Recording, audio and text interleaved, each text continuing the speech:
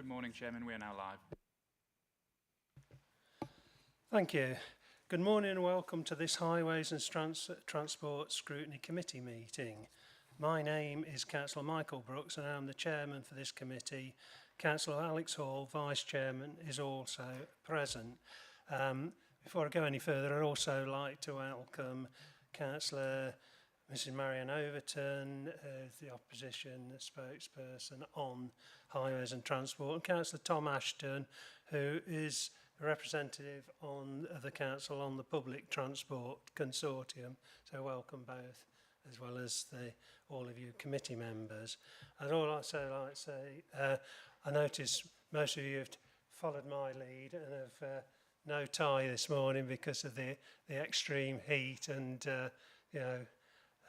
I think that's a good decision, shall we say. Can I remind you that the audio-visual feed of this formal public meeting is being broadcast live via the County Council's website, and with this in mind I would like to welcome members of the public watching this live. I would like to begin with a health and safety announcement. There is no fire drill planned this morning. In the event of the fire alarm sounding, we need to leave the council chamber through the rear doors and leave the building through the reception into the front car park. We then need to wait in the car park until further instructions are issued. Can I remind everyone to ensure their mobiles, laptops and iPads are on silent for the duration of this meeting, and may I remind you that the hearing loop is now activated.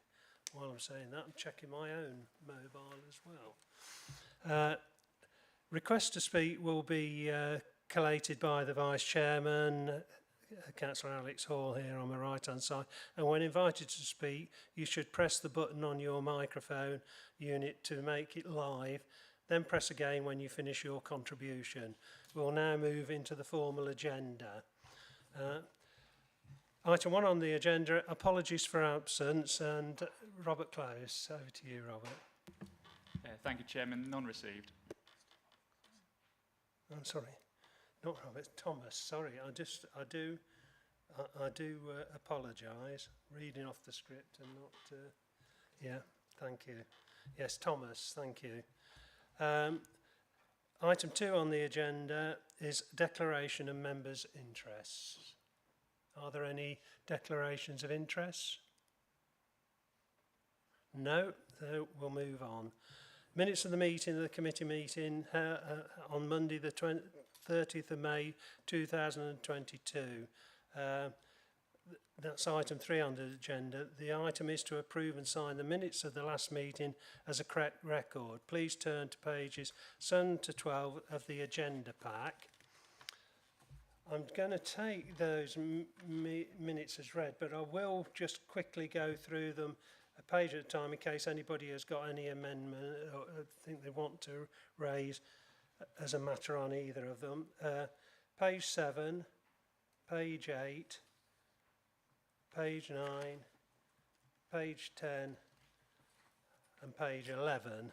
And that nobody indicating that there is anything that they would want to query on those minutes.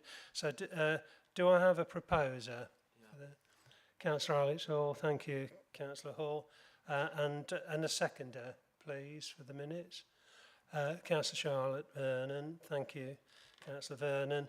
So we'll now vote, and you're voting on whether you agree that the minutes are a correct record. Will all those in favour please indicate? Raise your hand. Thank you. Are there any against? And any abstentions?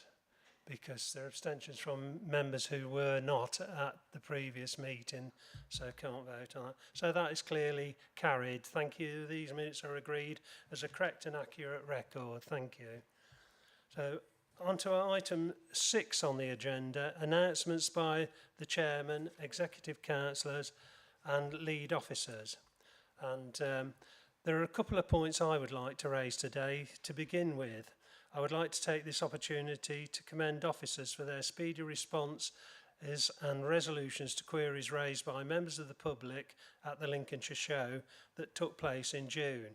Queries received were pertinent to potholes, traffic signals, public footpaths, easing of congestion and traffic calming. Moving on, in the previous committee meeting we were asked to arrange a visit to Links Labs for members. I would like to offer assurances that this visit is currently being organised and to confirm that further information will be communicated out soon. Last but not least, as members will already notice, there is a pop-up stand outside the council chamber that the corporate team has set up as part of the customer digital delivery project. The team is here to speak to us outside this meeting about work they are doing to improve our customer offer in relation to the highways fault reporting on CSC and Fix My Street. They are also able to demonstrate some of the changes they have already made, talk about what is still to come, but also find out about things that we as members of this committee might want to improve.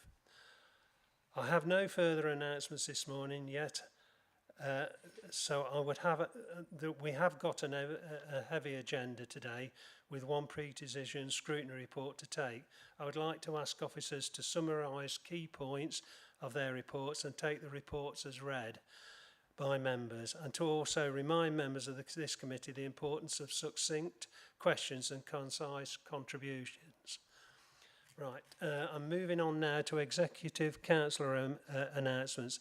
Are there any announcements from Councillors Richard Davis, Executive Councillor for Highways, Transport and IT, or Councillor Cleo Perrotton Williams, Executive Support Councillor for Highways, Transport and IT? Not sure whether they're in the meeting or not on Teams. So they're not present on Teams, they're not here. So we'll move on to the senior officers. Are there any announcements from senior officers? None from me, Chair. Karen Cassero. Thank you, Karen. Thank you for that. None from me, Chair. Nicole Hilton. Thank you. Thank you for that. So there's no announcements there. So therefore, we'll move on to the next item on the agenda, which is item 5, which is the Passenger Transport Annual Update. This scrutiny report on pages 13 to 26 of the agenda pack, and this item provides an annual update on passenger transport matters relating to public transport. In terms of action, the committee is invited to consider and comment on the contents of this report and to recognise the key challenges facing local bus travel in Lincolnshire and highlight any suggestions for further actions. The report will be presented by Nicole Hilton, Assistant Director of Communities, and Helen Reek, Senior Projects Officer, Transport Services, who are both present on Teams. So over to you, Nicole and Helen. Thank you. Thank you very much, Chair, and thank you very much for accommodating us going on to the agenda early. As you can imagine, things are quite challenging operationally over the next 48 hours, so it was important that Helen and I were here available and with the team, so thank you for doing that.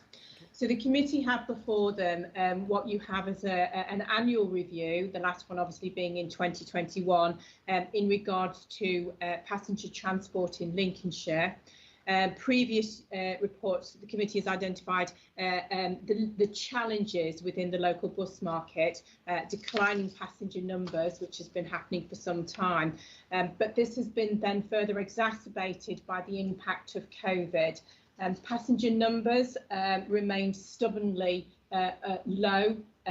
Educational travel, our scholarly travel, is actually back up to 100% because all schools are now back and open, as are colleges.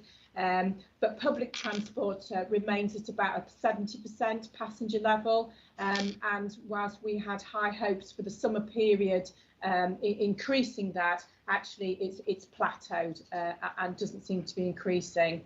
And then a further impact is on ENCTS passengers. Essentially, they are people who hold concessionary passes. So those people of a certain age or with disabilities, etc. Those numbers have not returned by any means to the number of pre-COVID, and they remain about 55 to 65%. And I think that's as a direct result of having heard for the past 2.5 years, please don't take public transport because there would be a risk to your health. Those people have found alternative ways of travelling, of meeting their kind of everyday needs, such as having a higher reliance on delivery, or family members and friends and neighbours taking them to and from particular appointments or responsibilities.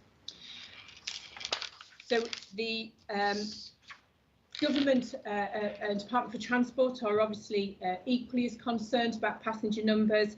This includes and expands to Network Rail as well, and the Network Rail are seeing even lower returns of numbers than passenger transport in buses. And the national and local government financial support package that was been in place since March 2020 has gone a significant way in helping to stabilise the operator offer during COVID, but that does come to an end on the 4th of October 2022, and currently there is no indication from the Department for Transport that any further support will be extended beyond the next financial year. I think it's worth noting that and reminding committee members that bus operators are private companies. They make decisions that are based upon on a commercial decision-making basis.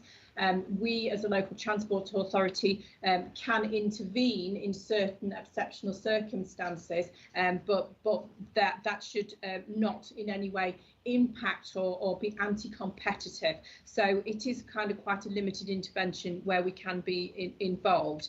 So as a local transport authority, we've got a statutory responsibility to work with local operators, calculating whether a service is viable, whether there's a better way of being able to do it, whether there's a more cost efficient way of doing it, and what revenue streams are available to pay those local companies. But it is important to recognise that it is a commercial model, and therefore there are sometimes issues and challenges as to where and how far a local authority can intervene. Whilst operators, as I say, have reported that numbers have been recovering, they remain stubbornly plateaued now, about the 70% rate, and I think we have to recognise that that's likely to be the new world going forward. Other issues impacting on reliability and punctuality are the driver shortages. So driver training for these types of vehicles has been limited and has been impacted upon over a 2-year period where people couldn't do the training. And also it's a very busy and competitive market for drivers. So you've got organisations like Tesco's, like Amazon, and some of the big courier services who are able to pay much better wages at a much higher rate, offer a much more flexible way of working, and bus operators have been losing their drivers as a result of that. On top of that, you've also got then the cost of living crisis, where higher wages are required, and also, and not least, the fuel charges of which we are all experiencing. So as a county council, we continue to monitor the operation. We regularly do network reviews. We work very, very closely with local operators to review where the network is vulnerable, where there is a better way of doing things, where there's a greater demand and we can actually expand. But our primary focus right now, and will be for the foreseeable future, is about stability of the network. Prior to COVID, we were looking at growing it and expanding it into weekends, into evenings. However, the reality at the moment is it's just stabilising the core Monday to Friday business, which I know is disappointing, but that's the reality of where we are at the moment. The government has also changed its model of funding, so now any local authority that wants to receive funding for local transport and for the bus network has to do so through the bus service improvement plan. and that requires us to have an enhanced partnership arrangement with our local operators, where we have an enhanced operator board, where we meet on a monthly basis with our operators, and all future funding will have to go through that board. We've been very lucky in Lincolnshire that our operators have all committed to that. They are all very actively engaged. It's an incredibly lively board, as you can imagine, with some many challenges for us to work through and overcome. But I've been delighted by how our operators have reacted to that. On a less positive basis, we were not successful in Lincolnshire in getting BSIP funding. Many of the local authorities who did receive the funding were large metropolitan areas where there was already a transformation programme in place. You will see on page 17 of your document just how that was spread, with the large majority of the country not receiving any additional funding. We are hopeful that that was just the first round, and that Lincolnshire are in a very good and strong position to build upon that funding opportunity for when the next round of funding is announced. And then finally is with regards to where we would like to focus in the future once we get beyond the just stabilising and doing the day job into transforming public transport. And as I say, that includes doing a wholesale network review, greater alliance between the public transport network and scholarly travel. There's obviously also the environmental aspect with regards to green fuels, and hydrogen-based buses, which we're looking into with our operators. We are doing certain reviews about how services are run, including our own Call Connect service, which is the demand responsive transport, which is nationally recognised as being at the pinnacle, an exceptional circumstance service for how we deliver it.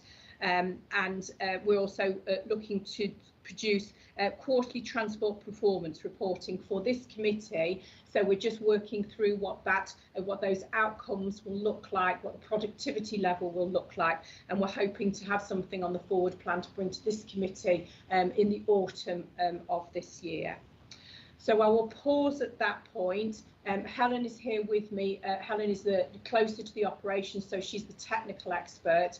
I deal with more of the strategy, and open it up to any questions that members might have. Thank you for that, Nicole. Thank you. I've got a quick question that before I sort of open up to everyone else. I've just got back of a couple of weeks holiday, and while I was away there was an announcement on £2 maximum fare by government for certain journeys, and I didn't know whether that announcement has any effect on Lincolnshire or not.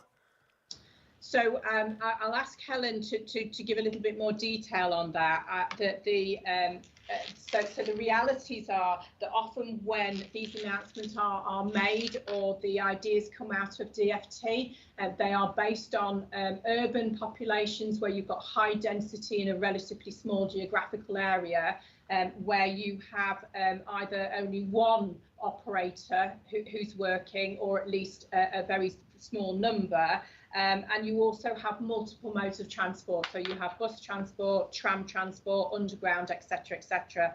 I think where that then translates into a large rural area with a vast geographical spread and low density populations, it becomes much more complicated. And the realities of the vast majority of the country being able to do a £2 ticket, however laudable and aspirational that is, would be significantly challenging. It does appear to have now lost a lot of traction or attention. I think it was an idea that was put out there. But Helen, is there anything else you want to add to that? No, it was reported in the press over the previous 2 weeks, but we've seen no detail and we've seen no substance as of yet. I think it's something in its idea stage. So whether it gains any traction or not, we're not 100% sure, because the reimbursement to operators is much more complex than I think they understand. And you're right, Greater Manchester West Yorkshire conurbations are trialling certain schemes, but like I say, they've got that infrastructure in place and they're able to do so. Thank you. Thanks for. I just thought it was worth asking that because you know, it was something that came out in the news recently. Councillor Kev Clark. Thank you, Chairman. I've got a few questions this morning. You mentioned the bus companies are a private company.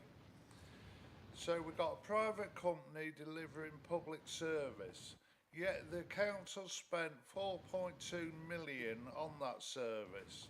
The first question is, if we're giving a company 4.2 million, what profit has that company made over the last year?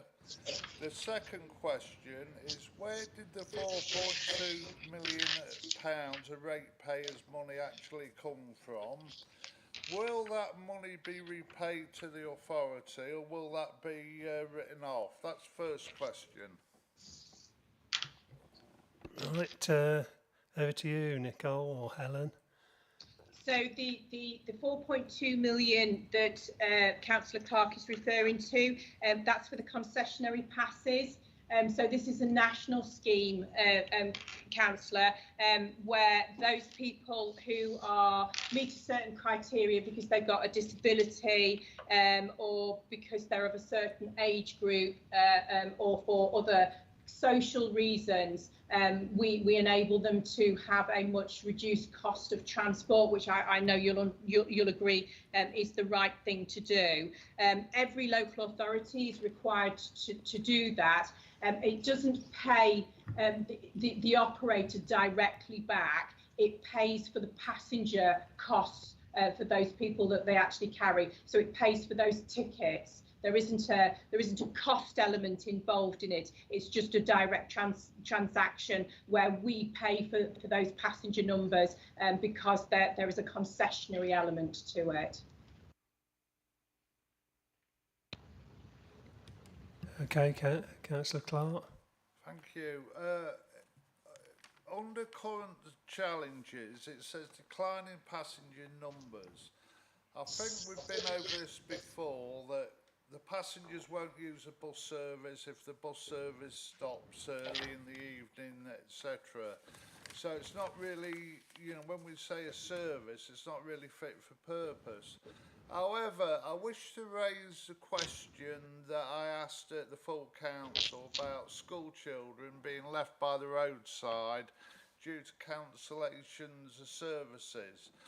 This is affecting the attendance levels of the pupils at the schools, not to mention the colleges. So is it time to bring a reliable provider in who can service the school children and get them to school on time?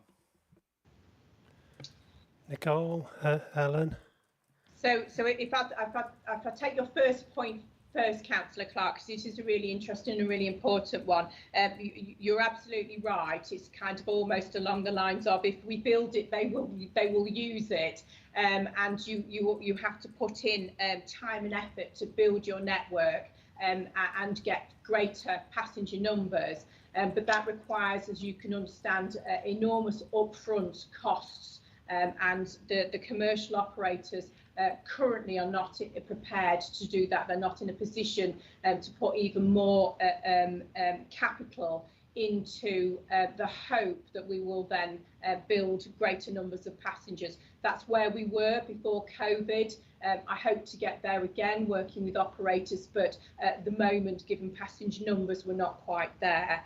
In regards to the issue with school children, I know that we've dealt with that separately outside of this meeting as a direct response to you with regards to the school children and the operator stagecoach. So I believe that situation has been resolved, unless you tell me otherwise, of which we will obviously, outside of the committee, deal with that immediately. Thank you, Nicole. Thank you, Helen, for that. I'll move on then to Councillor Richard Wright. Councillor Wright. Thank you, Chairman. I just wanted to pick up on something you said, Nicole, and it's covering nighttime service again. we're talking about declining passenger numbers, and you said that before COVID we were going to look to expand into nighttime service and look at service delivery. I just want to know the logic really of if we're still having declining numbers but the key aim is to stabilise that core service, which is actually seeing decline. Where's the logic in carrying on down that route and instead at least trying to see where we suspect there's latent demand for nighttime service? Surely value for money would say that you look at both and not just write one off, because what's the point in carrying on trying to stabilise declining numbers? Yeah, it is a challenge, and there is a balance. I think the acknowledgement of where we were 3 years ago and what our aspirations and hopes were for the network are now very, very different. We're not going to be in a position to look at expanding in any way for at least, I would suggest, another 2 years. It's about stabilising the current network to try and make sure that it doesn't reduce any further, and that we focus on those parts of the network where we've got commuters who have no other way of getting to work, where we've got communities of isolation and deprivation, where the bus network that they've got is their only way of being able to access towns and or kind of hospital appointments, etc. So you're absolutely right. At this point in time, there wouldn't be a logic to it, which is why all of those plans are on hold with the operators. When we do the review at the end of this year, hopefully we'll be able to look at a bit more creatively and imaginatively at what might happen next, but we're certainly not there yet. Thank you, Nicole. Do you want to come back on that, Richard? If I could, Chairman, what I was suggesting is I think slightly the opposite of what you were just saying, is that there's obviously going to be some core service where you say where it's vital that there are people that have no other way, but we're also running a service at times where we're seeing empty buses, and you know, we're getting reports that people just aren't using it. So if you were going to look at what was value for money on how you want to actually get numbers up and make sure the routes are used, then as we know, people are crying out all the time. The nighttime economy is not served in this county because of the lack of transport. And if we want to get people out of the cars and actually improve that economy, is there not room to at least look at it in part now, rather than saying it's not going to be looked at for over 2 years? My apologies, Richard. Yes, I did misunderstand you there. I think the potential of the evening economy is a potential, but I know from running my own my other kind of services where we do open up in the evenings and where we do make things available.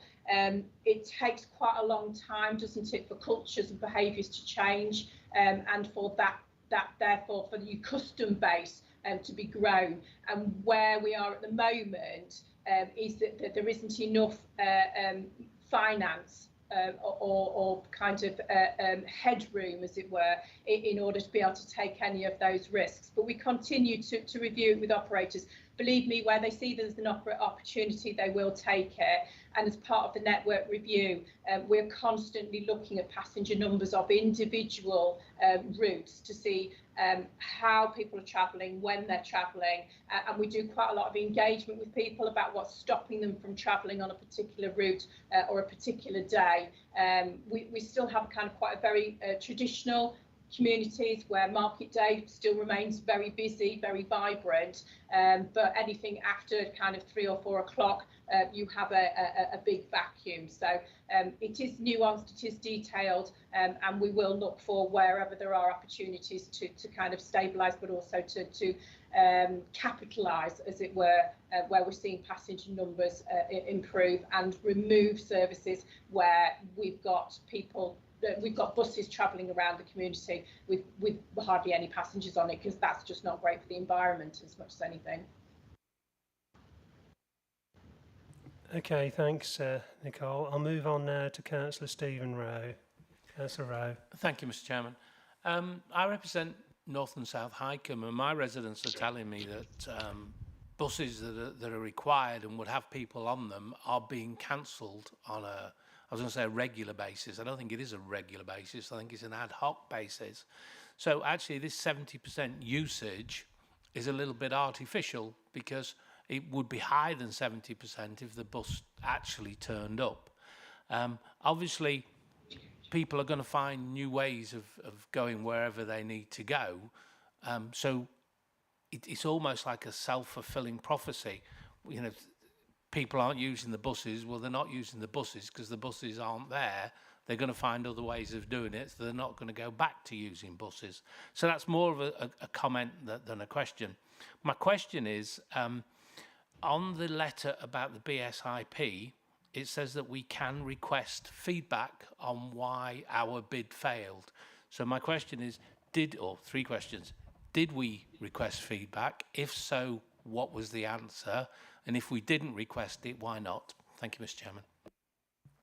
Thank you. Over to you, Nicole.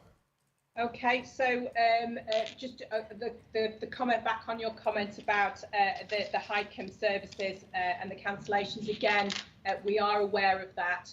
It is one operator who's had particular operational issues. We are working with them really closely to make sure that that service just continue to improve. I absolutely get that people aren't going to use service that is unreliable. You don't know from one day to the next whether the bus is actually going to turn up, whether it's going to turn up on time, and whether it's going to get you to where you want to be, because otherwise you will use an alternative. We absolutely recognise that. In regards to the bus service improvement plan, yes, absolutely. We requested feedback. That feedback was a one line. It was incredibly limited. It didn't give us any detail. So we've gone back and asked for a conversation as opposed to a written one-liner. We want much more detail because we need to be in a position to inform what needs to go into our next application if and when that comes around. So that's something that's in process at the moment. Okay, thank you. Nicole, can I just come in on, it is on the BSIP. Is that a dynamic document? Can we change the BSIP to include things that perhaps would help us get funding or not?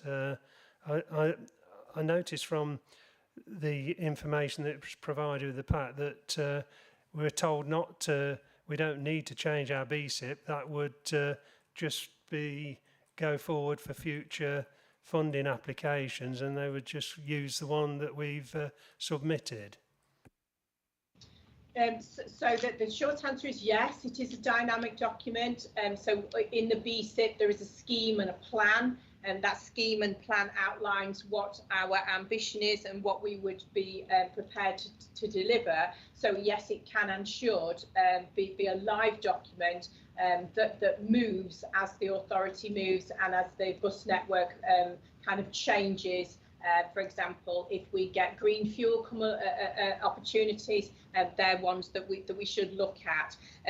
The one caution there is everything that goes into the scheme, you make a commitment to deliver on, and without any additional funding, that provides some challenges to the council. So we just need to be really careful about how big our ambition is. Because ironically, you had to have been big and ambitious in order to have an opportunity to get funding. But if you hadn't got the funding, you still have to deliver on that big, ambitious plan. Just as well, there's an expectation that we'll review that periodically. And I think the quote from the DFT when we listened to them the other week is, they say it's a shop window for future funding opportunities. So we will factor that into that as well. Thank you. Right, Councillor Tom Dyer. Thank you very much, Chairman, and good morning, Nicole.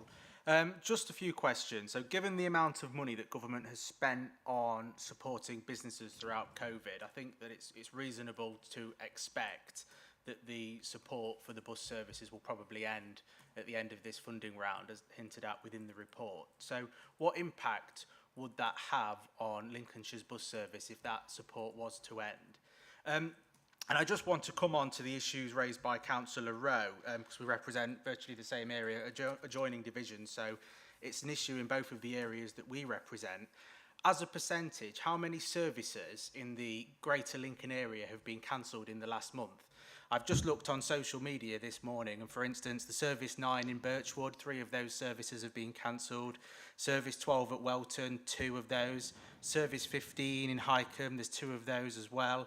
The X6 Birchwood to the hospital, there's 1, 2, 3, 4, 5, 6 services cancelled. Service 7, 2 services. Service 8, 3 services. And the Service 17, well, that's 1 service.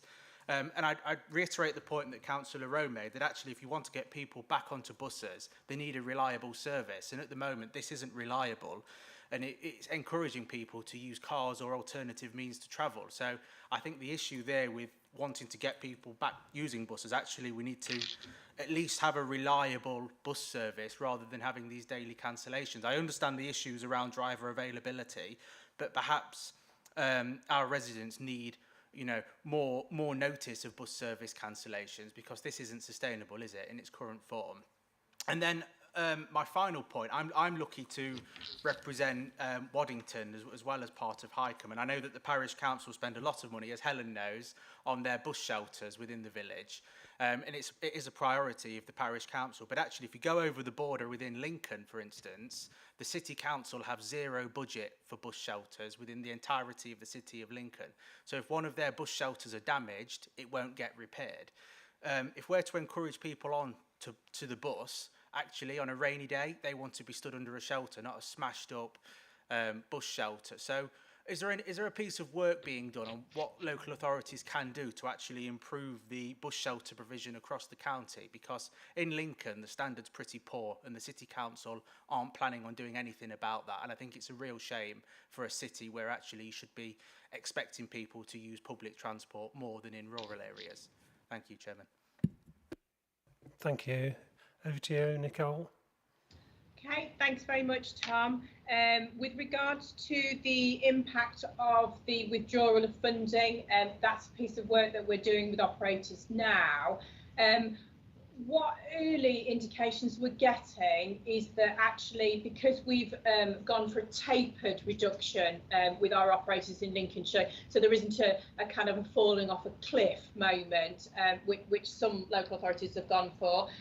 Each time we reduce it by kind of 5%, it is getting them into a position where they're readjusting to what the new normal will be. All indications at the moment are suggesting that will continue to be appropriate and right, and it's not going to have a huge impact because of that socialisation that they're doing, getting used to it.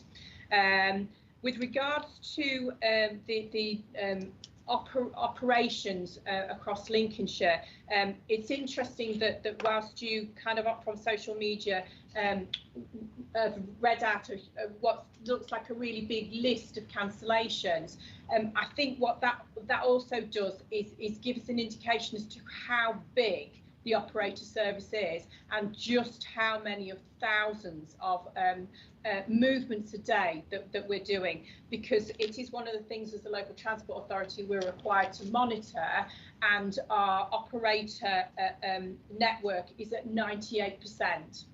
So only 2% of our routes or our services are not running or having to be cancelled. So 98% is where we're at, which for a county as big as Lincolnshire, I think is significantly successful. With regards to the bus infrastructure, for bus furniture, etc., Lincolnshire County Council doesn't equally have a budget for bus furniture either. There is a mixed and complex ownership issue with regards to the thousands of assets that we've got across Lincolnshire. Some are managed by districts, some are owned and managed by the county council, some are owned and managed by town and parish councils. Some we've no idea what the ownership is. So this is an historical situation that we're just trying to get to the bottom of at the moment. Helen's been tasked with doing an asset review across the county so that we know exactly where those assets are, who has ownership where we possibly can do, and then once we've done that, we have an understanding of what the size of the issue is, because there will be some then legacy and ownership and maintenance issues on different communities and or organisations. Until we see the size of it, is then we'll be able to make some recommendations as to where we think the future goes. I absolutely agree with you. Your bus infrastructure and bus network furniture is your front door. And what we want is people to be confident that once they see a particular type of branding, a particular quality of service, they know what they're getting. So, you know, an aspiration could be, for example, that all of that street furniture looks and feels the same. It's got the same amount of material available, the same amount of information available. It has a maintenance and asset programme around it where it's kept clean, tidy and fit for use. But until we've got an understanding what the size of that is, and therefore the cost of what that might be, we're not in a position to make those recommendations. But that is a big report that's being done that will be being made available to the portfolio holder, executive councillor, in the autumn of this year. Can I just add about Lincoln shelters? Of course, the ones in the city centre are managed by Clear Channel, and they have a good system of repair and maintenance. And so what we do as the local transport authority, we get lots of issues coming through Fix My Street, so we will take that on to signpost that accordingly. But you're right, Councillor Dyer, anything else in Lincoln that's not managed by Clear Channel, there's some shelters in quite poor states now. So yes, I accept that, yes. Thank you, Nicole and Helen. Right, Councillor Mrs Charlotte Vernon. Charlotte. Thank you, Chairman. The first point that I want to start on is a real positive, and I note from Nicole's comments in the report that Call Connect is rightly recognised as being nationally exceptional. That is a real lifeline to my local area. It provides access to the local towns for people who don't access a vehicle, and I think that has been a massive success story, particularly in the rural areas. I'd like to sort of understand how we could perhaps look at moving to a demand-led service in other areas, perhaps, because I understand that, to me, the fundamental issue here is that we have to improve reliability. Shop workers, factory workers, care workers, restaurant staff, nobody is going to take a bus to work, A, if they can't guarantee being at work on time, and B, if they can't guarantee getting home. So I think sort of that is one of the key issues that we have to look at, and how we go about working with the operators to do that, I'm not sure. The other point that I just wanted to bring up is about on page 20, you sort of mentioned under 1.28 that you provided grants to 2 parishes for sort of improvements to their bus shelters. That doesn't seem a particularly large amount given the number of parishes that we do have across the area. And I wondered how parishes are being made aware of the ability to apply for that grant to ensure that their bus shelter is up to speed. Just as a separate note on something that you've just mentioned as well, I noted you mentioned about sort of perhaps bus shelters all looking the same and having the same level of information. I think that's sort of absolutely brilliant having the same level of information, but clearly a bus shelter in sort of a rural village cannot look the same as one in the city of Lincoln. It would look entirely out of place. So I'd just like to be mindful of that when we're thinking about that moving forward too. Thank you. Thank you, Charlotte. Nicole?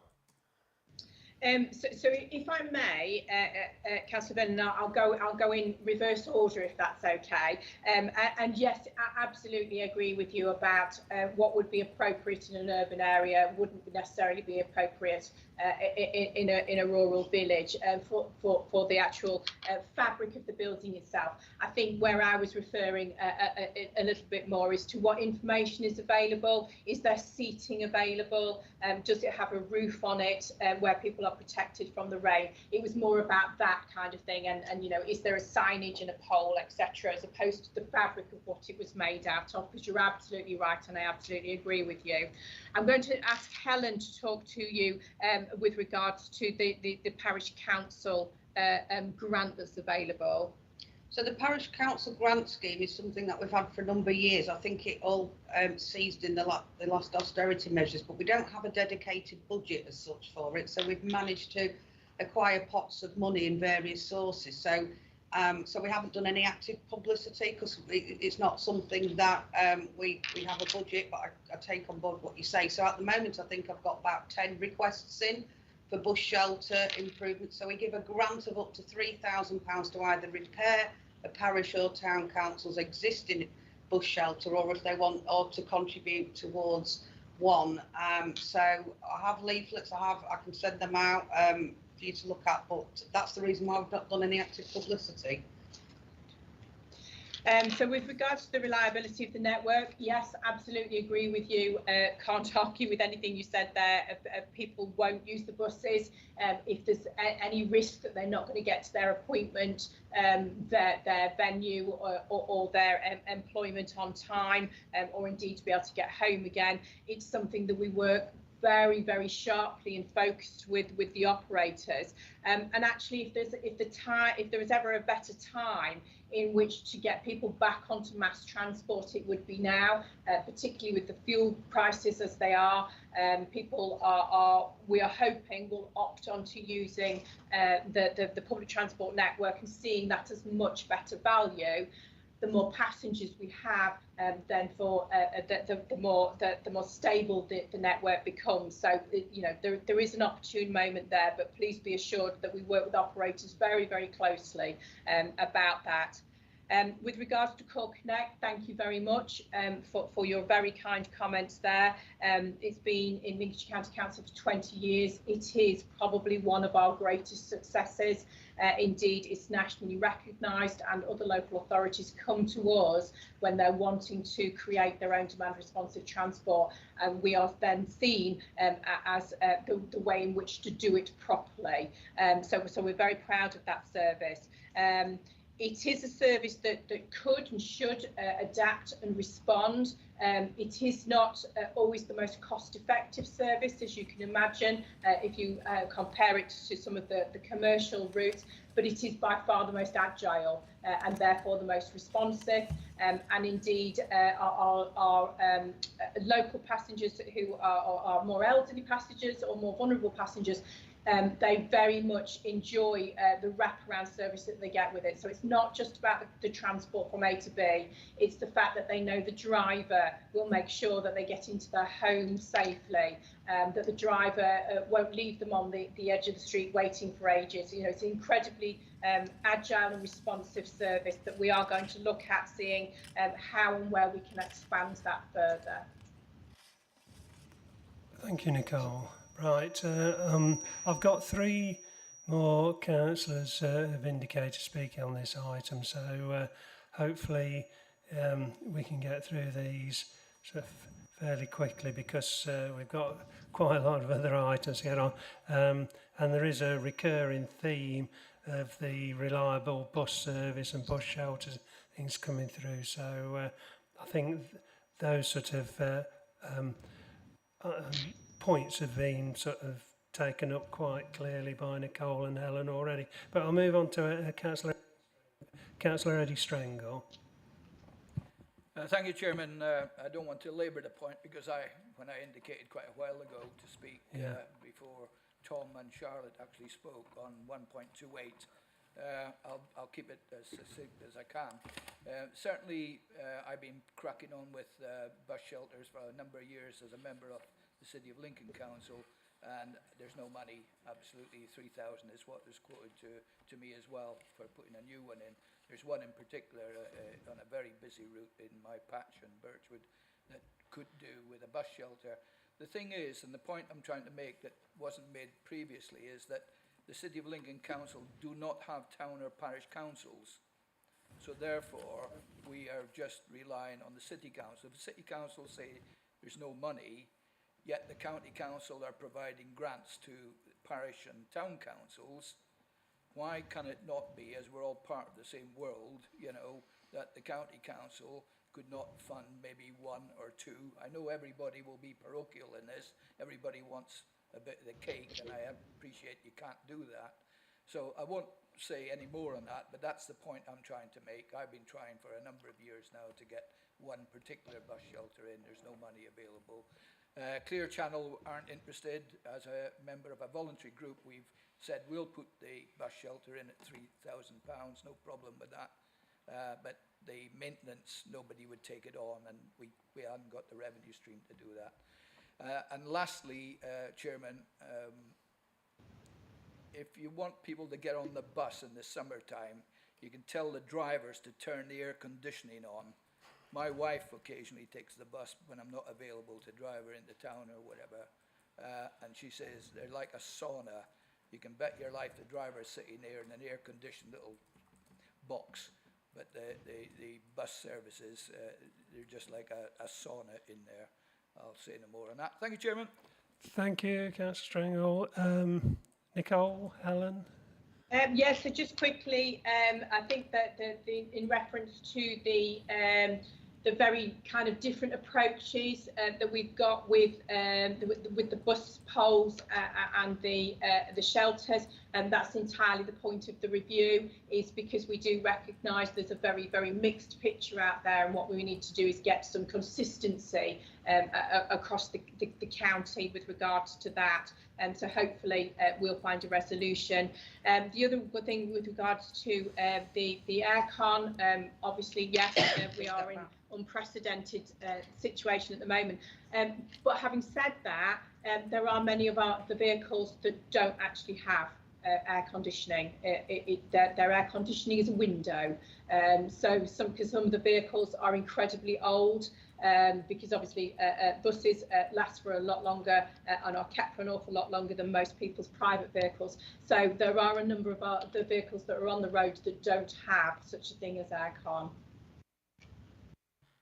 Thank you, Nicole. Councillor Sue Rawlins. Thank you, Mr. Chairman. Just to pick up very briefly on the point that Eddie made and Nicole responded to regarding the cost of Call Connect. Obviously, the per capita cost is likely to be considerably higher than the mainstream bus service. So that's one question. How do we monitor that and inform our local populace of that and our arguments for supporting one vis-a-vis the other? And a second point would be, I get a lot of issues, particularly in a couple of villages on my patch, whereby we have a very good service to the larger community, that sometimes it looks like it's not always used particularly well, where a neighbouring village does not have access to a service virtually at all, particularly for a work service which just doesn't exist, or as we've alluded to earlier, evening transport. So what influence do we have on that sort of timetabling, if any, and looking at particularly local representations, which in the instance I quoted was put forward by myself and some community residents as well. And on the last point, in terms of areas that aren't cost effective, if you will, for people like Stagecoach and everything to access, do we have any intentions of sort of promoting community service trusts like they have in Wensleydale and Hawes, where they've looked to bolster local services as a result of that? Thank you. Thank you, Sue. Nicole, Helen? So if I take the conversations about the timetabling and the network review, and I'll let Helen do about the kind of the voluntary car schemes, etc., and what we might be able to do there, because broadly they're all in the same kind of conversation. So you're absolutely right, Councillor Rawlings. Sometimes the cost of Call Connect can be much higher if you're only moving 6 people about in a very kind of circuitous route. It's not the same as having a double-decker bus when you're just going from A to B. So we have to be very thoughtful and mindful as to when and how Call Connect gets dropped into our network, not quite as last resort, but certainly when another commercial route is not possible, not viable, or we've gone out to the market and it's not cost effective. So we have conversations about the timetable on a daily basis. Helen, myself and my colleague Stuart Eccles meet every Monday morning to have exactly those conversations. And that includes when we've had feed feedback from communities, often through councillors like yourselves, about why does that village have a particular route or a coverage and this village doesn't, and then we will go through that detail and have a look at about what the art of the possible is, and that includes also dropping routes when they're not carrying the passenger numbers that we expect. Or that there just isn't the public need or habit or appetite for it. So we do that on a weekly basis. Helen, do you want to just talk about... Just in terms about what you're referring to in the Yorkshire model is a community transport option. So because we have a comprehensive Call Connect offer in Lincolnshire that covers everywhere apart from Lincoln, we don't have that tier of community transport like you would see in other counties. So what we have is Call Connect, which performs quite a lot of those, what you call your traditional community transport functions, and then supporting that you have Lincoln Dial-A-Ride, obviously, and then a number of voluntary car schemes, which are all, again, picking back up. So as a county council, we provide support on an individual basis to the voluntary car schemes. So we might pay for some software, might help them with the publicity costs. We do all sorts of bits. We give a grant to Lincoln Dial-A-Ride every year, that sort of thing. So that's the offer in Lincolnshire at the moment. So I don't think we've got any great plans to grow a community transport arm, if you like, because of Call Connect primarily. It's going to be interesting to see in other areas of the country which has a strong community transport presence where they're trying to grow a demand responsive Call Connect equivalent, how that's going to work like side by side going forward, I think. I'll take your point, Councillor Rawlinson, so I've duly noted that. Thank you for that. Right, I've got Councillor Alison Austin, who's a member of the committee, to speak now, and then followed by Councillor Tom Ashton, who's not a member of the committee but represents us on the Public Transport Consortium. Thank you, Chairman. Right, picking up on a number of points and trying to make one coherent question at the end of it. By all appearances, we seem to have an excellent Call Connect service because the depot is very close to where I live, and judging by the number of vehicles early morning and evening, sort of 5 o'clock-ish that stream in and out of their depot, obviously they are busy. I think, though, a lot of them is actually taking people into forms of special education or adults with difficulties. Now, for the centre of Boston, well, for all of Boston, take away Call Connect, there is one provider. And if you live in the town, there's a very good service. If you are in a village and they are connected, from my point of view, to the town on a main road, an AA road, they've got a regular service. The people who aren't dealt with are those who lie in that sort of sweep outside the centre of the town, but still within the town boundary, and not rural. It's effectively, I suppose, a suburb. But we've requested well, let's put it this way, Call Connect just doesn't seem to replace a timetabled service. And maybe I've just got to wean people on to using things like Dial-A-Ride. But when I've discussed this in the past with a private operator of the buses, he says, well, he can't make a living, he can't run his buses from concessions. And the majority of people who want to use the bus, but not necessarily at a very specific time, they'd be prepared to wait 20 minutes for a bus, that sort of thing, but they are nearly all concessionary fares. So, of course, we can't get a regular service. But it's very much a sort of chicken and egg situation, because if there isn't a service, then there's nobody using it, is it? So where do we go? Thank you, Councillor Austin. Nicole, Helen? So thank you very much for your feedback on Call Connect. That's always wonderful to hear. We are aware of the issues with the Boston area, and that sometimes comes with the territory of having no competition and only one operator who gets to kind of choose what services that they want to deliver within reason. Helen is particularly working hard at working with other operators so that we get a bit more opportunity, and they see Boston as an area of growth, where there could be some competition, there could be some rivalry, which tends to make operators up their game to some extent. And also Helen and I sit on the Boston Transport Board as well. So things like the public network, the paucity of the public network, where we would like to expand the public network, that's probably one of the best places in which to have those conversations. And indeed, I think the Boston Transport Board is being held this afternoon. Helen will be in attendance, and that's absolutely something that she can start the conversation with at that board. Thank you.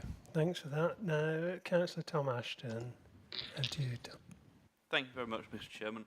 I was just going to pick up on the reference that was made earlier in the presentation to hydrogen, and having been fortunate enough to visit the Go-Ahead depot down at London Waterloo with the PTC a couple of weeks ago. I was just wondering whether we are looking at direct battery electric as something to encourage operators to go down the route on some of those routes which are short enough for that to be a viable option.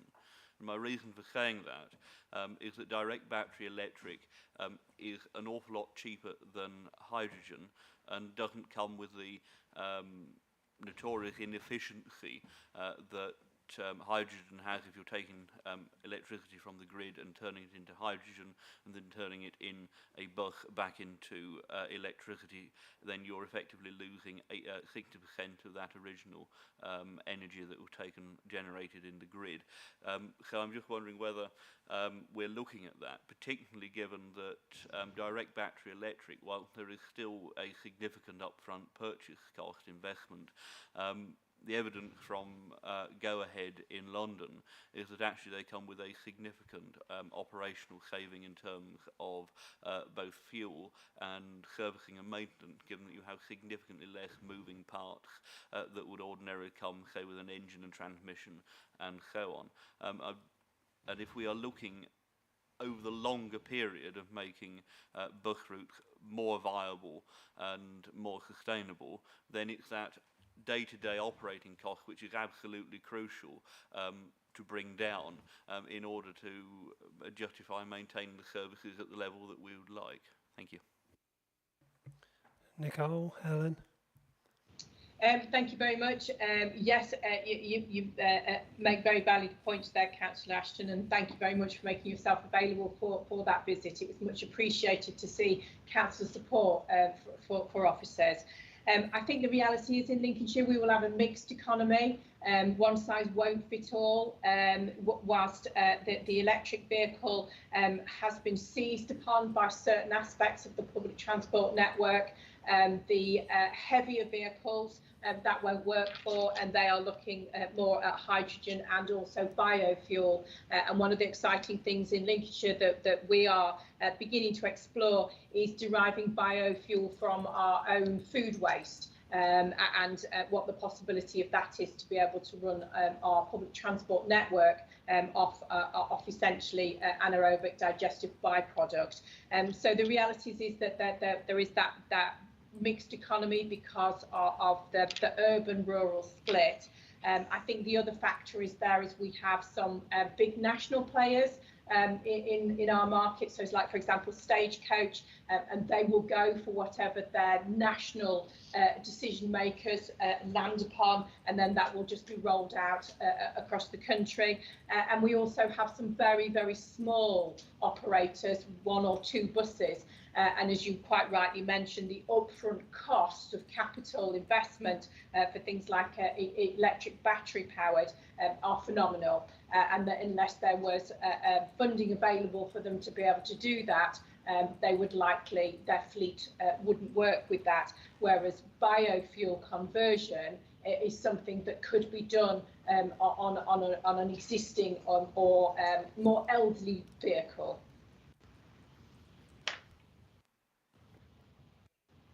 Sorry. Thank you, Nicole. I'm going to bring the debate and discussion, questions, comments to a close now on this item.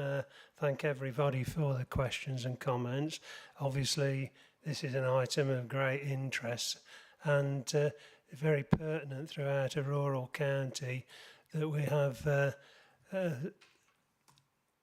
good public transport, as good public transport as possible, and a very difficult thing to achieve as well. But I'm going to move that the committee endorses this report, and that our comments and suggestions in relation to key challenges around bus travel in the county as captured are taken under consideration. And there was just a few points that the late and nighttime services and development of that in some way, or emphasis on that, was a key point that was raised. There was a cancelled bus services, and having reliable services is a barrier to usage, and that point which could be taken away, please. There was bus shelter improvements, and having some sort of bus shelter improvement strategy, I believe, is something that the committee would like looking at. There's certainly the success of Core Connect was recognised by the committee and applauded, and hopefully going forward support for voluntary schemes, if that can be developed in some way, as might help rural communities more with their transport. And there was quite a few other points as well, which I'm sure have been captured. So if everybody's happy with that, I'm going to move on. Does anyone dissent to that proposal I made, that the committee endorses this report and there are comments and suggestions in relation to key challenges around bus travel in the county as captured are taken into consideration? Anyone dissent from that? No? We'll move. We'll move on to item 6 on the agenda, which is the winter service plan. And this pre-decision scrutiny report was circulated as a supplementary item on the 13th of July 2022. The report enables the committee to comment on the winter service plan 2022-23 due to be considered by the Executive Councillor for Highways, Transport and IT between the 25th of July and the 1st of August. In terms of actions, the committee is invited to consider and debate the report and determine whether we support the recommendations that the Executive Councillor approves the Winter Service Plan 2022 as attached in Appendix A of the report, and that we agree any additional comments to be passed on to the Executive Councillor for Highways, Transport and IT in relation to this. The report will be presented by Karen Cassero, Assistant Director of Highways, who is present on Teams, and Claire Dixon, Policy and Strategic Asset Manager, who's also, I think, is... Mr. Chairman. Sorry, have I got... We've got Jonathan Evans, Head of Highways Client and Contract Manager, with us, taking the lead for on Claire's behalf. Thank you. Right, somewhere I've not got that on my notes that Jonathan Evans was doing that. So before I hand over to you, though, Jonathan, I'd just like to thank Nicole and Helen, who presented on the last item for their work on that. I omitted to say that. So I'll move over to Jonathan Evans then. Thank you. Thank you, Chairman. So I'll just run through some of the main items of the report, and I do get the irony today with the temperatures out there, so but that's obviously in preparation for the winter service that's coming up. So the winter service plan documents the robust policies, procedures and standards against which the council fulfills its statutory duties in relation to snow, ice and otherwise manages its winter services. The plan is updated annually, and we do that in line with the Highways Infrastructure Asset Management Plan, and it sets out the policies and procedures required for the winter service. In terms of service level demand for the past couple of years, for 2020-2021, there were 99 precautionary salting runs, using somewhere in the region of 26,000 tonnes of salt, and we had 3 snow days during that year. Last year, 2021-2022, the authority carried out 63 precautionary salting turnouts and utilised somewhere in the region of 15,000 tonnes. The document or the paper presented today is to run through some of the major changes, and we've got 2 to talk through. One of those is in relation to treated salt. So Lincolnshire County Council adopted the use of treated salt back in 2018. And when we refer to treated salt, that's a molasses coating that we coat the salt granules with, and that helps it stick to the road, ultimately.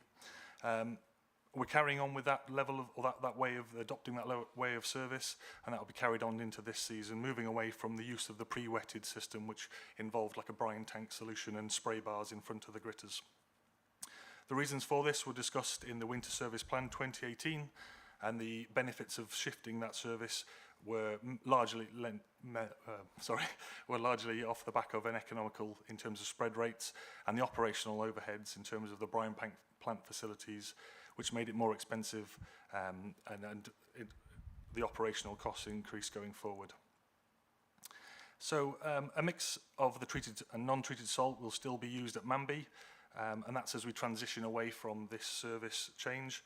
So the changes to the document is largely in relation to, this is the last year we believe that we'll have some of the traditional salt used in Manby on its own. So, and that's just using up the pre-existing salt that we've got on our network. The other item that we'd like to discuss today is the use of rebated diesel oil or red diesel. So as of the 1st of April 2022, the use of red diesel in a gritter is no longer permitted. So that's Excise Notice 75. Therefore, all gritters are to use normal white diesel and pay any duty accordingly on that fuel. The financial implications are this for both of these aspects. The switch from the pre-wetted system to the use of treated salt continues to offer a reduction in operational running costs of the highway service. Once the remaining non-treated salt is used in Manby, the service will see the benefit of the change in approach, which in 2018 was estimated to be around a 17% reduction in salting costs. Making this switch has further protected the highway service from increasing costs, and the original salt solution would be costing somewhere in the region of 800,000 per annum. So I think the case and the decision that was made back in 2018 remains to be the correct one. The impact of the Excise Notice 75 means that the duty is required on all fuel used to carry out the service. As outlined in the Winter Service Statistics 2022, which is contained in Appendix B, the turnout numbers vary significantly depending on the severity of the winter. Over the past 10 years, the highest and lowest numbers of the gritting activity turnouts were recording in 2012-13, which was at 148, as opposed to 55 in 2015-16. So obviously the variability of the winters that we're having in the UK. Based on the historical average turnout number of 82, the adjustment in fuel duty is estimated to present a service pressure of an additional circa 260,000 per annum. So I think the main aspects of the committee are required to review today is in terms of the feedback we've seen from the Equality Act, we think that it's deemed to have a positive impact. In terms of the Joint Needs Strategic Assessment and the Wellbeing Strategy, we think also the Winter Service Plan has a positive impact there. Also, in terms of crime and disorder, Section 17, we think that'll have no direct impact. There is a comment from the resourcing team that the revenue budget pressure, just highlighting that that's to deal with sort of an average winter based on the impact of the switch from red to white diesel. The allocated budget for winter, that we have capacity now to salt somewhere in the region of 60 gritting runs per annum. Obviously we will carry out and react to the winter service as what's presented to us, but it's likely that the winter service is likely to overspend if we get a severe winter. So following consideration of the report by the Scrutiny Committee, the Executive Councillor is required to consider whether to approve the revised Winter Service Plan as set out in Appendix A. The Winter Service Plan 2022 will then become operational from the 1st of October 2022. Thank you. Thank you for that, Jonathan. I would like now to invite members of the committee to ask any clarifying questions. Do we have any speakers? No. Councillor Gibson. Thank you, Chairman. Thank you for the report. It's nice and comprehensive, nice to get all the detail. It's just a quick question. The change from the gritting from the old way to the new way, is there any difference for the motorist coming towards the vehicle? I've noticed over the last year that it seems not quite to rattle the car quite as much. Is that a byproduct of what's happened, or is there nothing on this? I think the main difference we're seeing is colour. It's quite often like an amber colour compared with the traditional marine salt, which was a white. So for the driver, it's mined in the UK now, and it's described as rock salt. So when they're driving over it, there's likely to be a little bit more aggregate in there, and visually it's appearing. You can visually see it, and it's remaining on the site. So yes, there is something in that, and the addition of the molasses, which is the treated salt, means that we can run it at a reduced spread rate. And that was part of the business case that was presented in 2018. Okay, thank you. I haven't got anybody else indicating. I've just got one quick point that I would like to raise.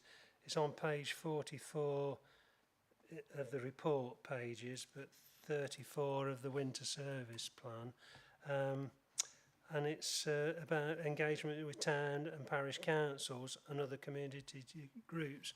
And this is about the 1 tonne bags of salt and agreement with parish councils to help.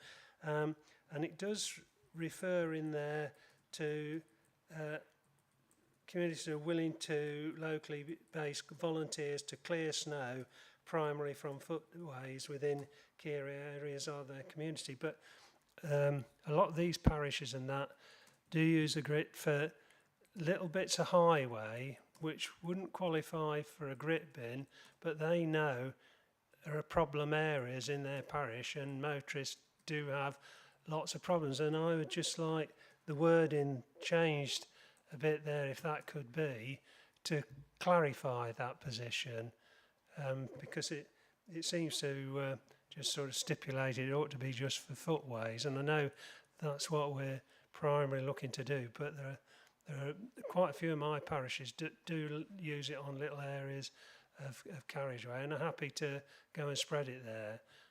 And I mean, that's okay as long as they're not using it on industrial levels, and I mean still within the limits of the 1 tonne bag of grit that they get. Is that okay? Yep, Jonathan. Yeah, I believe there was some discussion with the team around this. We thought the wording, as it's described as primarily for footways, covered us in terms of the Winter Service Plan. We support and we would like to have that community activity from the parish and districts, whilst at the same time we're trying to maintain some sort of having members of the public spreading salt on the carriageways is dangerous at the wrong location. So I think we wanted to have that discussion with them, and we'd like them to come forward. And at known sites, that's something that we're keen to work with. Yeah, well, it does say that they have to come up with a plan of where they're going to spread it, and I think that would be covered if, they would say the bits of carriageway that they're intended to do and how they plan to do it. That's what I would have thought. Is that okay? Yep, that's absolutely fine. We'll take away that word in and maybe tweak it slightly. Thank you. Right, I'm going to... Councillor Richard Wright. Mr. Chairman, I think Jonathan's been very careful. It's called risk assessing. Yeah. If you put that wording in there, unfortunately, it leaves them wide open. I understand why it's not there. I know where it's done in my village on a slope to a junction. Yeah. We don't officially do it, no. and we won't want to be sanctioned because obviously you're leaving people who would cover the parish council if there's an accident. If it's in the parish council document, you can do it. I do take your point. So appropriate wording then, which is, it might be that it is appropriately worded at the moment, predominantly footway. Thank you. Thanks for pointing that out, Richard. Thank you. Right, I'll move on then. I move that the committee supports the recommendation that the Executive Councillor approves the Winter Service Plan 2022 and that our comments from today's discussion are passed on to the Executive Councillor for their consideration. And we've got those couple of comments that have been made which have been captured. I will now take a vote. All those in favour, please raise your hands. Those against? None against? Any abstentions? No abstentions, that's quite clearly carried. Thank you. The proposal is carried. Moving on then to item 7 on the agenda, which is the performance report, quarter 4, 1st of January 2022 to 31st of March 2022. This scrutiny report is on pages 27 to 94 of the agenda pack and summarises the performance of highway services in the last quarter for 2022. The committee is invited to consider and comment on the details of performance contained in the report and recommend any changes or actions to the executive portfolio holder. The report will be presented by it's Jonathan Evans on this count and Nicole. So over to Jonathan. Thank you, Chairman. So this report provides an update on all aspects of the highway service delivery, including major schemes, quarterly performance data for the key contracts, highway works, traffic signals and professional services, and strategic highlights relevant to the highway service area in Lincolnshire. So I'll start off at item number 2, which is the major highway schemes update. The authority currently has 3 major schemes that are currently in progress. Grantham Southern Relief Road, where phase 1 was completed a number of years ago. Phase 2 is likely to complete in December 2022, and phase 3 started in April 2021, with planned completion at the moment as 2024 in terms of the NEC contract. Obviously, within the press release recently, we've identified the number of embankment issues likely to push the construction timescales by 18 months and may incur somewhere in the region of £15 million. That's a WSP design for the bridge structure and is now looking to extend the length of the bridge to accommodate those issues we've encountered. The second major scheme is Spalding Western Relief Road. Works commenced in January 2022 and a programme to be complete by the end of 2023. The final one in terms of the major schemes is North Highcombe Relief Road. Balfour Beatty have been appointed within the last quarter and they're working on a data and design acquisition at the moment, and we're planning to start in late 2025. There are a number of other major schemes and infrastructure projects which are significant scale and major impact the county and surrounding area. All 3 schemes are included in the major schemes update found in Appendix A, which also details updates on Lincolnshire Coastal Highway, Levelling Up Fund projects, the A17 Heckington Dual and Red Line Square. I'll move on to item number 3.1 now, performance report. So the quarterly performance is reported at the Lincolnshire Highways Performance Working Group. A copy of the Lincolnshire Highways Performance Report for Year 2, Quarter 4 can be found in Appendix B. In summary, the Highway Works Term Service Contract Performance Indicators, which are Balfour Beatty, scored 58.5%. That's a slight improvement from 57 last quarter. The Professional Services Contract Indicators, WSP, scored 76%. That's a slight decrease from the last quarter, where they scored 79. The Traffic Signals Term Contract Performance Indicators, which are COLAS, is 88%, which has remained static from the last quarter. And the Client Performance Indicators, which monitor the LCC officers internally, scored 76%, and that saw a 10% jump from the previous quarter at 66. The overarching Key Performance Indicators, which sort of capture those service level priorities, scored 78, and that's a provisional score because we're just waiting for some final data, but that remains static from the previous quarter. So for specific areas of the service that are below the targeted performance, so whilst they're covering the 10 performance indicators for each individual contract, there are a few that required improvement plans in the last quarter. So as reported at the Quarter 3 Performance Highways and Transport Scrutiny Committee, Highway Works PI3, task completed within timescale for the reactive service, and Highway Works PI8, street lighting service standard, and Highway Works PI9, drainage cleansing. In line with the contractual procedures, PI 3 and 8 have now triggered a low service damage. So that's a financial penalty the authority is implementing as part of the application process. That's somewhere in the region of £40,000 for those 2 performance indicators, and they've been implemented on the contract now. We are relatively confident that anticipated that the additional resource on those 2 performance indicators are improving, and the improvements to gang productivity is something that we're really keen on working on, and I'll cover that in a bit more detail in the next section. It's worth noting that for PI number 9, drainage cleansing, low service damages were deferred as the low performance related directly to a change in provider as the original subcontractor went into administration during the last quarter. And again, that's covered in a little bit more detail in this report. I think Richard Fenwick will cover that more when he gives the drainage update later. So in terms of contract-specific updates, I'll move on to item 3.3, which is the Highway Works term contract Balfour Beatty. In Q4 of this year, Lincolnshire Highways repaired somewhere in the region of 13,000 faults, including 11,000 carriageway potholes. And during the 4th quarter, Lincolnshire Highways completed 12.5 miles of carriageway surfacing and patching, 2.2 miles of footway resurfacing, and reconstruction and refreshed 30 miles of lining. In terms of the challenges and improvements, the maintenance construction sector continues to be extremely challenging as materials prices, inflation, skill shortages, and COVID-19 supply chain disruption continue to hamper delivery. Inflation within the Highway Works contract means that the cost of the service is 13% higher than it was in April 2022 than it was in April 2021.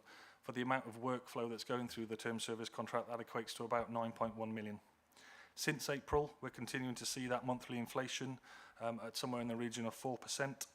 And in the year to date, that's approximately 8 to 12% in between the two. And that equates to 5.6 million. So across the two, our buying power as a highway service now is reduced 14.7 million. So it's causing real issues. The consequence of this is that less service can be delivered in comparison to previous years, and the strain is being placed on the contract, the partners and the supply chain in Lincolnshire. However, we're doing all we can to address these challenges, and we're working with our strategic delivery partners to mitigate this by doing stuff like increasing our rate of recycling, considering a potential mid-year rate review, looking at obviously the efficiency of our works and improving that where possible, and potentially lowering standards on certain criteria that we have in our specifications. During Q4, the subcontractor providing the drainage service for Lincolnshire County Council went into administration. The provider ceased to trade on the 17th of February 2022. Balfour Beatty acted quickly and retained 3 of the tankers and 6 operatives working from the Sleaford depot so that a skeleton service could continue whilst new providers were brought onto the contract.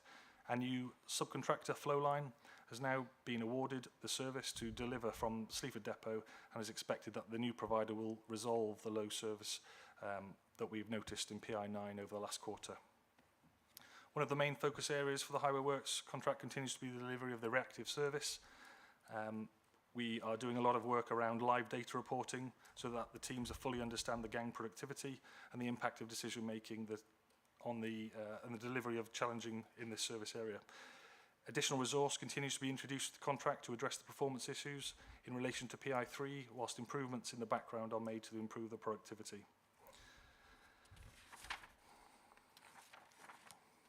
If I move now on to item 3.4, which is the professional services contract. The overall professional services contract score for 2021 Q4 was 76, which is a slight drop from the previous quarter.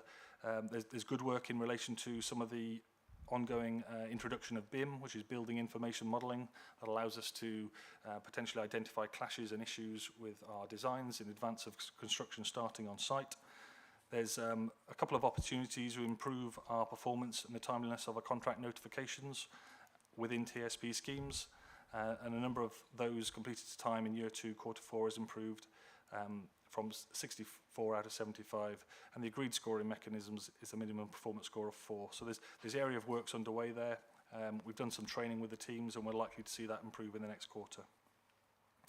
In terms of the challenges and improvements for that contract, the professional services contract, recruitment for specialist roles within the engineering sector are proving difficult to attract and retrain in the current climate, and that's in combination with the people rates we've got within the contract and increasing inflationary pressures for staffing, which are currently at around 10% for the year to date.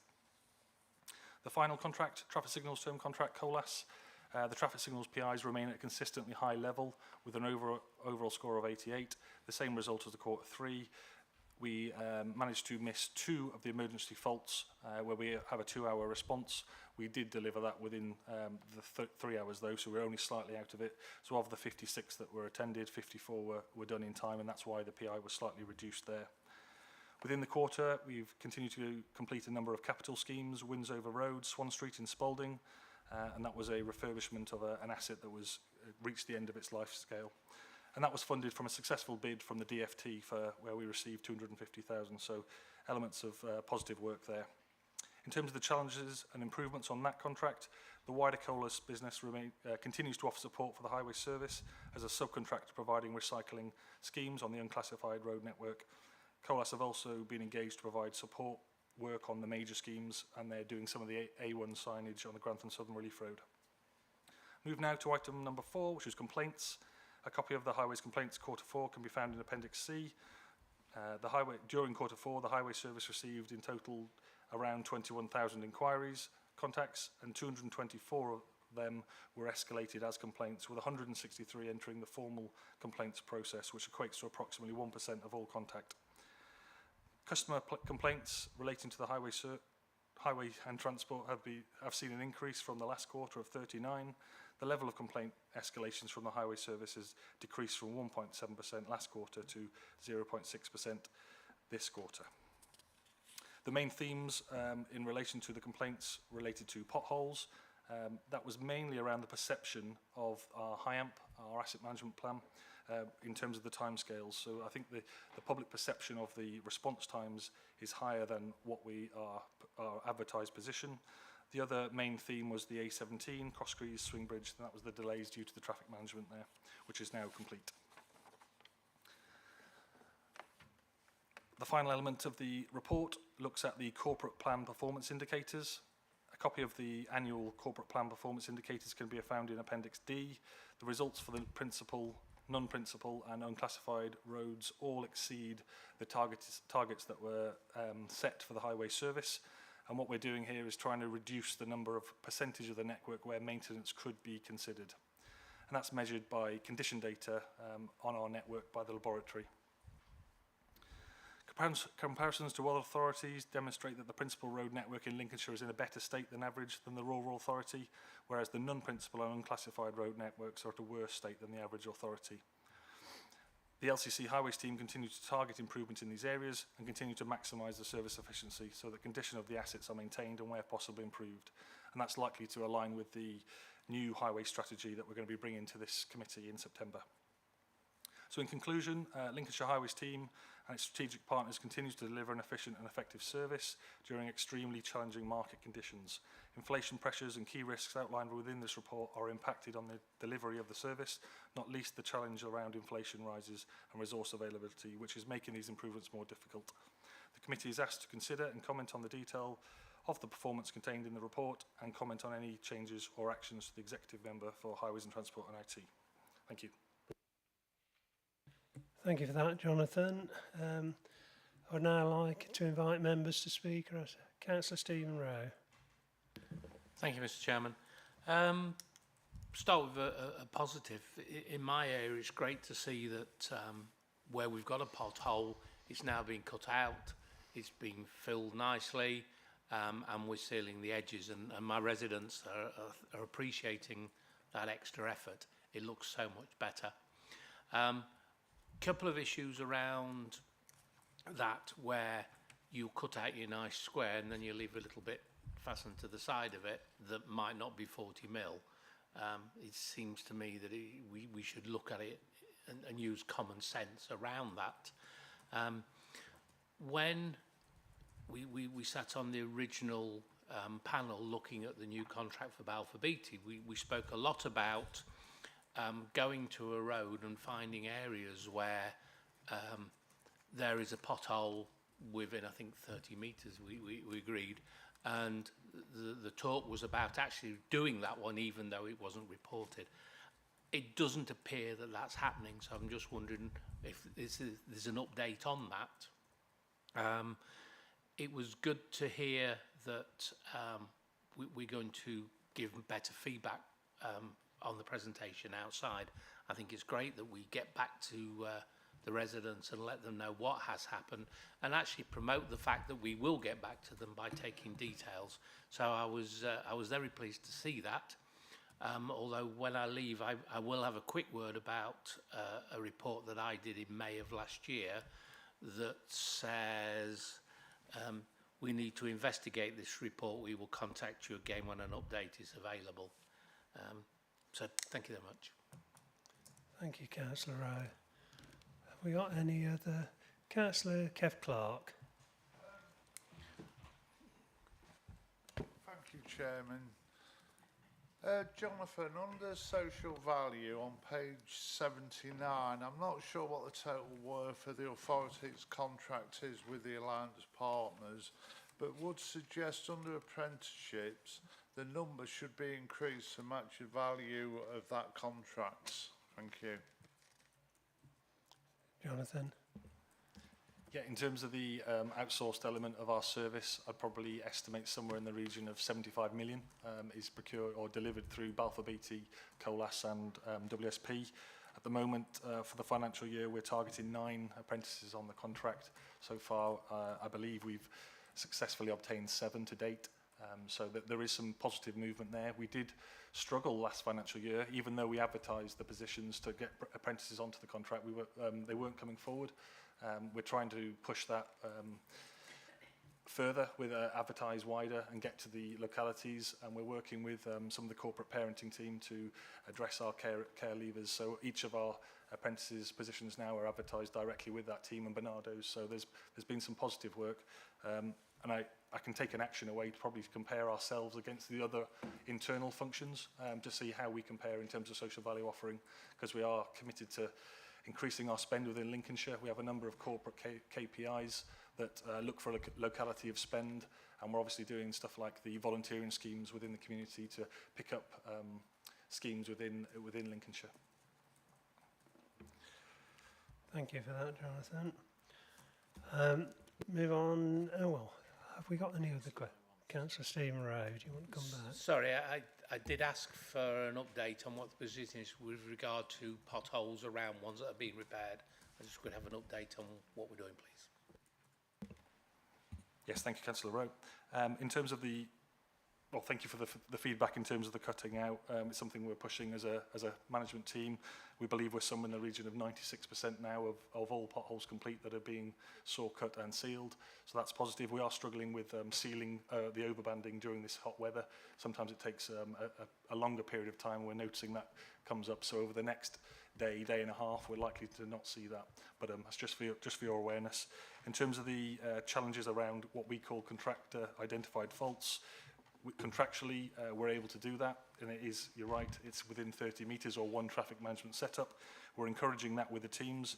I think it goes back with the issues around the, we're currently doing sort of a catch-up piece of work with our reactive service. We're struggling to get the number of resource on the contract to deliver our requirements.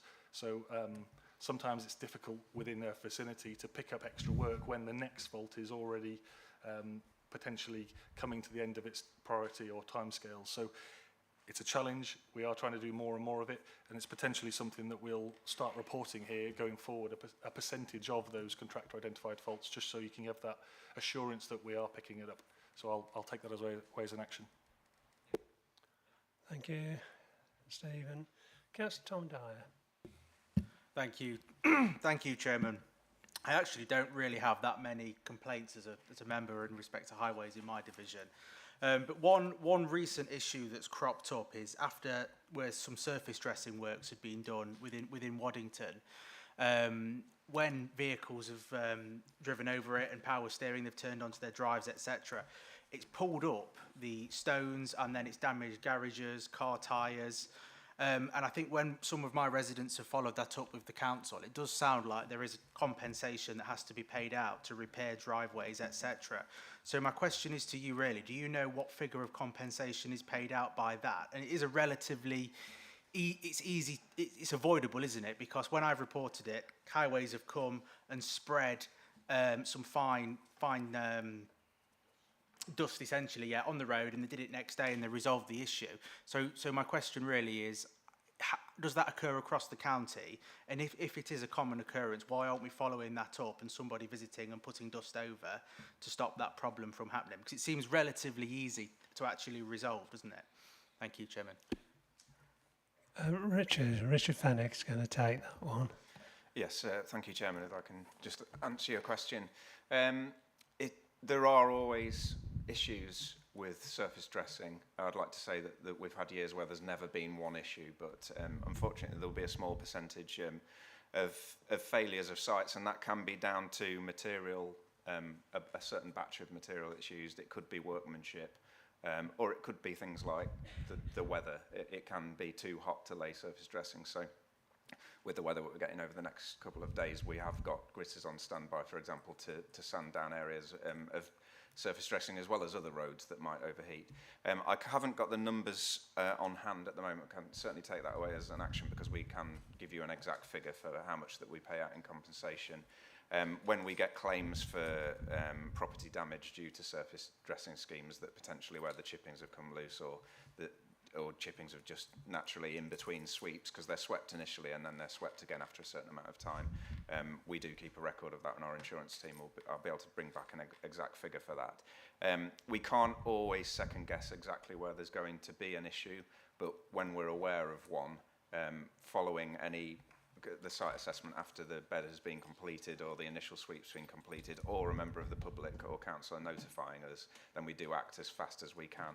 There's a huge surface dressing programme that takes place, and we do obviously assess all of those after they're completed, but sometimes it's not immediately evident when the site's been finished that there might be an issue within the next week or two with that site. So we can't second guess everything, and sometimes there are faults with sites that emerge where we wouldn't have anticipated it. Yes, Tom. Thanks for that, Richard. And that's all well and good, but just this one instance in Waddington, I know one resident did complain to the council, and I think my resident, probably paraphrasing a little bit, was told, get it repaired and send us the bill and we'll look into it. But actually, following his report, the dust wasn't put on the road in Waddington. It had to come from me as a councillor, and I requested that, and that was 2 months after this actually happened. So I don't think that is being followed up as well as you've just detailed. So maybe that could be followed up and improved upon. I agree. I'm accountable for that now in my new service area. So that is something that if you could give me details of that specific incident, then it allows us to look into it and make sure that that's happening, because it sounds really disappointing. It's something we should be doing better. Thank you. Thank you both for that. Councillor Rob Gibson. Thank you, Chairman. Can I just echo what Councillor Rowe said? The bands, the saw cutting on the potholes, I think the quality that we've had over the last, I think it's increased over the last 18 months, 12 to 18 months, I think is fantastic. So if we can keep pushing with that, I think that's a fantastic thing. Just one point, I might be jumping the gun here slightly for the next item that's coming up. On the performance report, I'm not surprised that PI9 is on there with the drainage works. There's a lot of comments and emails coming through to myself on this, with a lot of flooding in a lot of my areas. One of my villages was pretty much cut off through the Jubilee weekend. You needed a boat to get round it, not a car. Is there a backlog, or is there a backlog of items that need to be picked up by this new contractor that have obviously been waiting since the last one went into liquidation? And if so, do we have a timescale that they're going to be able to get round to these the backlog? Thank you. Yep. Yes, Rick. If I can answer that, Chairman. Yes, there has been a backlog of routine drainage cleansing, which I'll cover in the report I'm coming to. But as I was going to explain in that report, that backlog is likely to be cleared by the end of this month.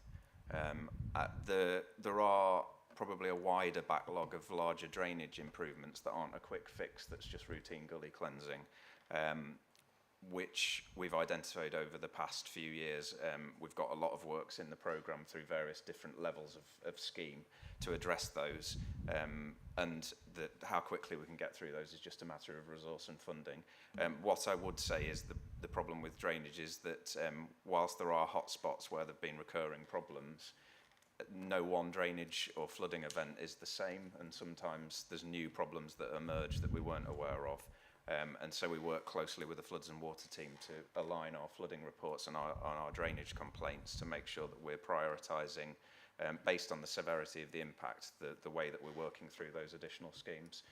But yes, certainly, whilst, and I'll go into the numbers, whilst actually county-wide the number of drainage and flooding reports is lower than it was last year for the same period, we appreciate that within certain member areas there will be flooding, examples of repeated flooding, and sometimes they're quite difficult issues to resolve without potentially hundreds of thousands of pounds worth of drainage scheme being spent on them. But the routine aspect will be back on track this month. Thank you for that, Richard. I've got no one else indicating, so I just got a point that I said it over the Scrutiny Management Board that I would raise.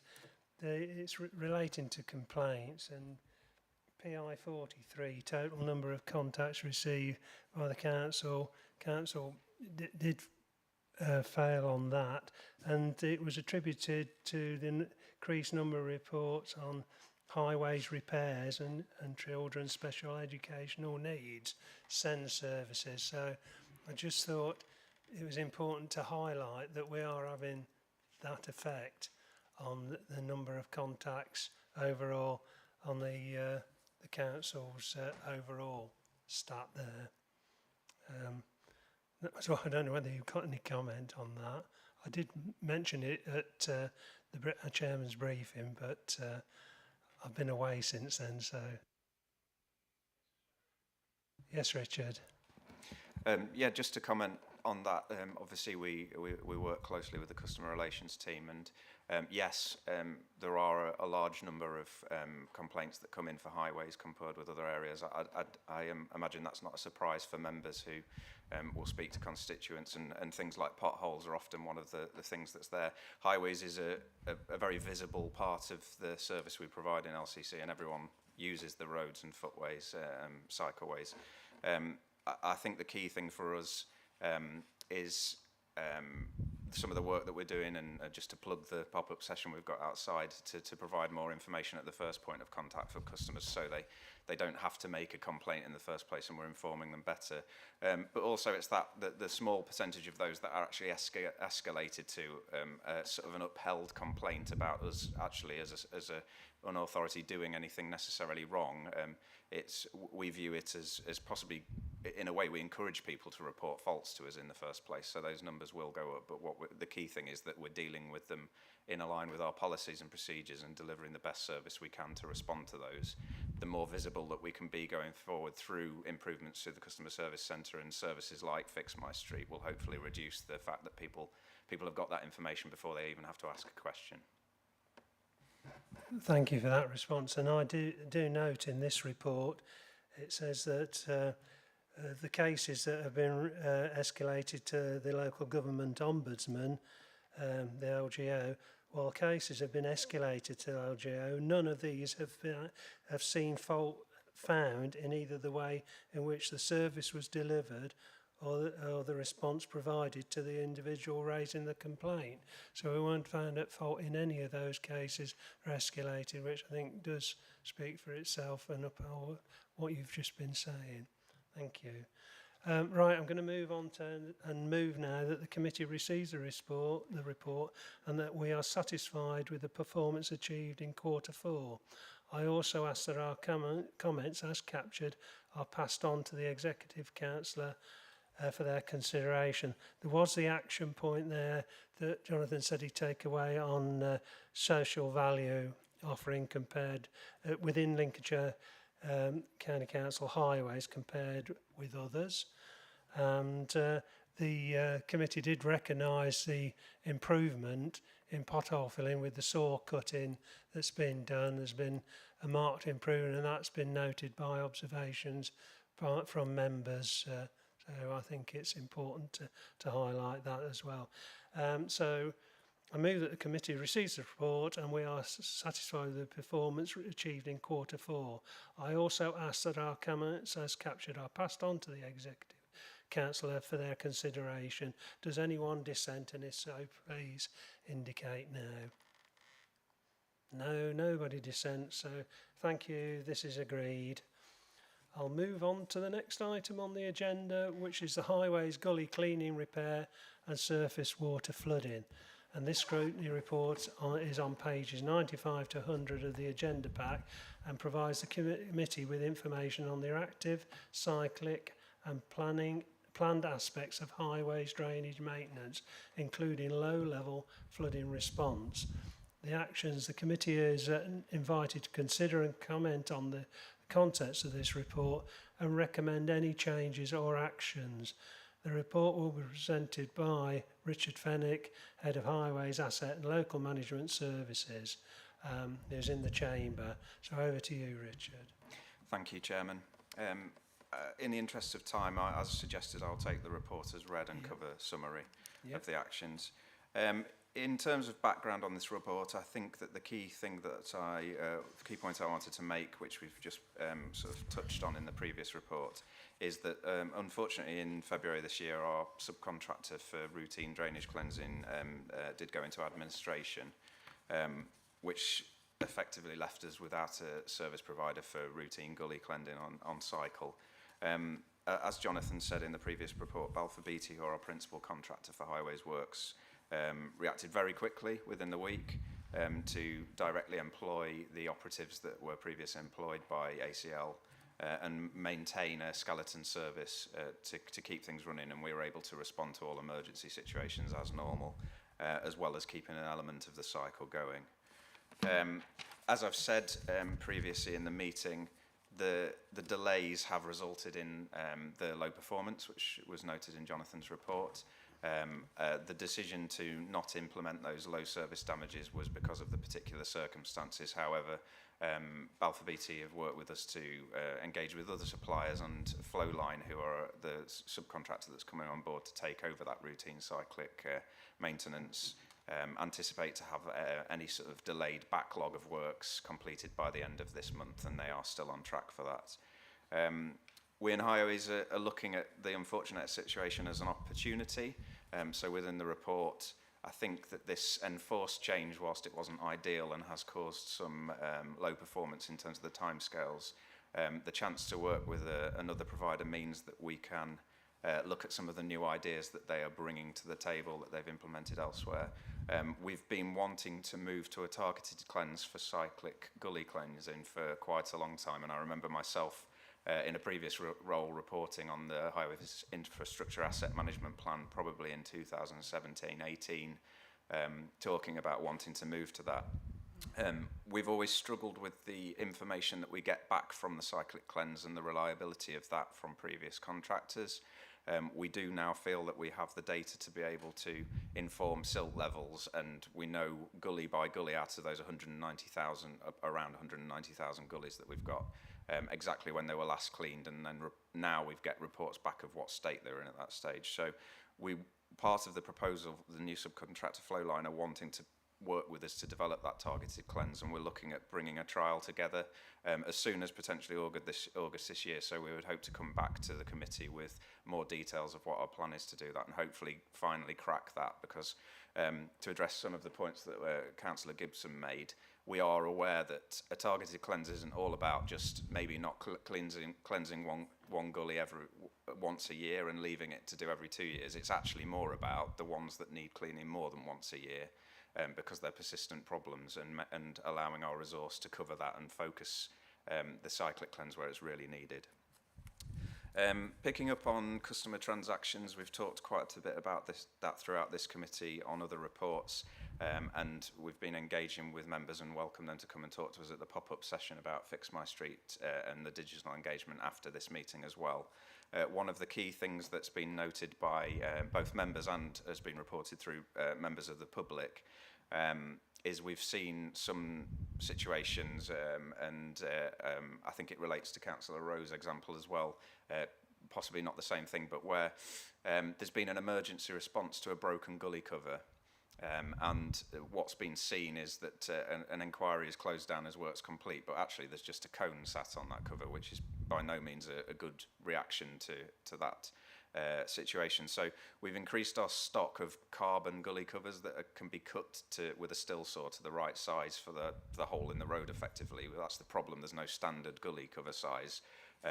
There's lots of different sizes across Lincolnshire. So that means that we can put those in, and they are safety rated to carry traffic.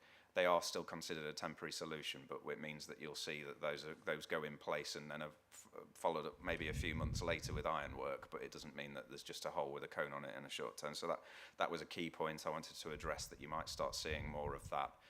And with Fix My Street now, the after photos are being added onto those reports. You might see that there's a carbon cover in place rather than a metal cover as a short-term solution. Quickly going through minor drainage improvements, we now have an annual 600,000 budget for the minor drainage improvement. So that's replacing sections of damaged highway pipes, installing additional gullies and manholes, and increasing the size and capacity of drainage systems over small lengths. So that's where cyclic gully cleansing can't do anything, because it's not just a blocked gully that's causing a drainage or flooding issue, and jetting of the pipes can't do anything. There's a larger scale issue there that requires a bit more thought. That's where that budget is going, and that's where we're prioritising the work that we do, along with the floods and water team within Lincolnshire Highways and through the drainage boards that we have with partners such as internal drainage boards, to make sure that that money is being spent in the priority areas first. I just wanted to pick up on the numbers, which is in the flooding response data in section 19 investigations section, that touches on that mapping of the flooding areas over the last 10 years. We're overlaying public complaints about drainage and flooding issues with the section 19 investigation reports where floodwater has entered living accommodation or has been a risk to life. And the minor works that we're doing are having an impact as far as we can tell. So far in 2022, we've only received 1,123 drainage reports, which still 1,122 too many, but compared to the same period last year, which was 1,733, that's a 35% drop. And in terms of flooding reports, that's 148 this year compared to 334 last year, which is a 55% drop. The problem with quantifying that is you're not going to get flooding or drainage issues if it doesn't rain and the weather's never the same year on year. It will be interesting after this period of hot weather in the next few days to see if we do have some flooding events, because normally what will happen, that energy has to go somewhere, so we could well get thunderstorms. And that will be a good test of the continued additional schemed drainage work that we have been doing. And we would encourage members to let us know of any issues that come out of the next few days, so we can effectively make sure that if they're not on the list, they are on the list, and that we reprioritise things. In conclusion, as the Chairman has said, we ask members for their consideration of the report and any actions or changes that they would recommend. And this is a recurring update report, so I'll come back in future to explain hopefully an improving picture. Thank you, Richard. I would like now to invite members of the committee to ask clarifying questions. Councillor Wright. Thank you, Chairman. I was actually thinking about this report yesterday, on a Sunday, as I came off the A1 and followed the, I kid you not, the highways maintenance flatbed lorry with a green fiberglass boat on the back of it. I don't know what the highways maintenance was doing with the boat on it, but that's what I saw yesterday. I'm pleased to see where it says now about targeted extra works. I mean, in Ruskington on High Street North, we keep the signs permanently on hand for High Street flooded, and the sandbags just around the corner because it happens so often. And on the back of that, I don't know what's happening. So I just wonder that when we've got these issues, and if they are receiving targeted interventions, is there any way that we can be told about it? Because at the moment, I haven't got a clue whether that's been resolved or not, because nobody's told me. Yes, thank you for that, Councillor. Ruskington's probably a good example because it is one that has made its way for significant funding from working in partnership for a large-scale scheme there to address the persistent problems. So that is something that is obviously not just resolvable by gully cleansing, even on a more frequent basis, because there's a bigger problem under the ground there. I think that is an example of where persistent problems from a local basis, we realise there's almost a hierarchical approach to the cyclic works is the first stop just to make sure gullies aren't blocked. Then the local teams, if there's still an issue, will jet through the pipes, but where there's breakages in the pipes or blockages that can't be jetted, that's then a dig down crew will go in and try and repair the pipe work or use root cutters to get through that. The Lincolnshire's drainage network is predominantly very old and wasn't designed for the kind of weather events that we're getting these days, the 1 in 100 year floods that are not 1 in 100 years anymore.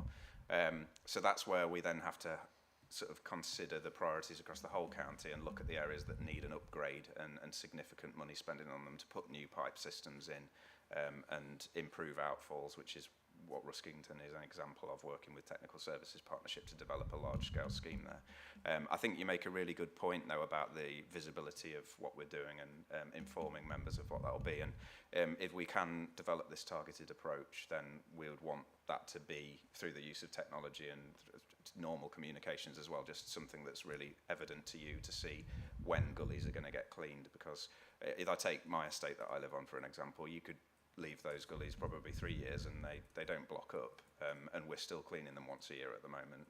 So we can stop doing those as frequently to target the areas where they block up within a couple of months and cause issues again more times throughout a year. So that's something we'd like to sort of have a map that shows exactly how frequently on a street by street basis how often they'll be done. And do you want to come, Richard? If I can, please, because you just opened up a can of worms there. I had this out with Angling Water a few months ago at NKDC. You just talked about classification of flood events, and if we're going to be planning on it, they're still sticking to using this terminology of 1 in 100 year event, and we know that's complete tosh now, because the severity of those storms they're predicting now happen sometimes several times a year. So are we looking at new ways of actually categorising, flood events? Because to stick into those, it's just especially with the public, it just makes a mockery of it, because we know that we're seeing 100-year events, every 2 months, depending on what when we're having these flash floods, they reach that level, and so it's so outdated, it's unbelievable. Thank you. I can't really answer for Angling Water and their assets.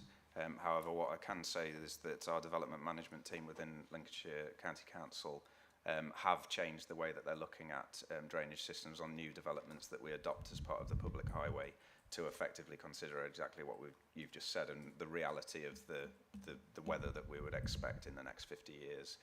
So yes, new drainage systems are accommodating that, and some of the works that we're doing with sustainable drainage also mean that new developments are able to cope with these events better than possibly things that were built in 70s, 80s, 90s. The main problem we're left is the legacy of systems that weren't built in that way, don't have that capacity, and that's where there's an awful lot of money that needs to be spent to address that backlog. We can't do it all at once, and therefore we have to prioritise where we're gradually spending that money. But as a council, we are spending more money on drainage improvements to address those, and we are slowly getting through those, which we feel we are addressing quite a lot of historical legacy drainage sort of hotspots that everyone knows will flood all the time, and gradually reducing that amount of risk to the public as we do it. Thank you, Richard. Okay, thanks.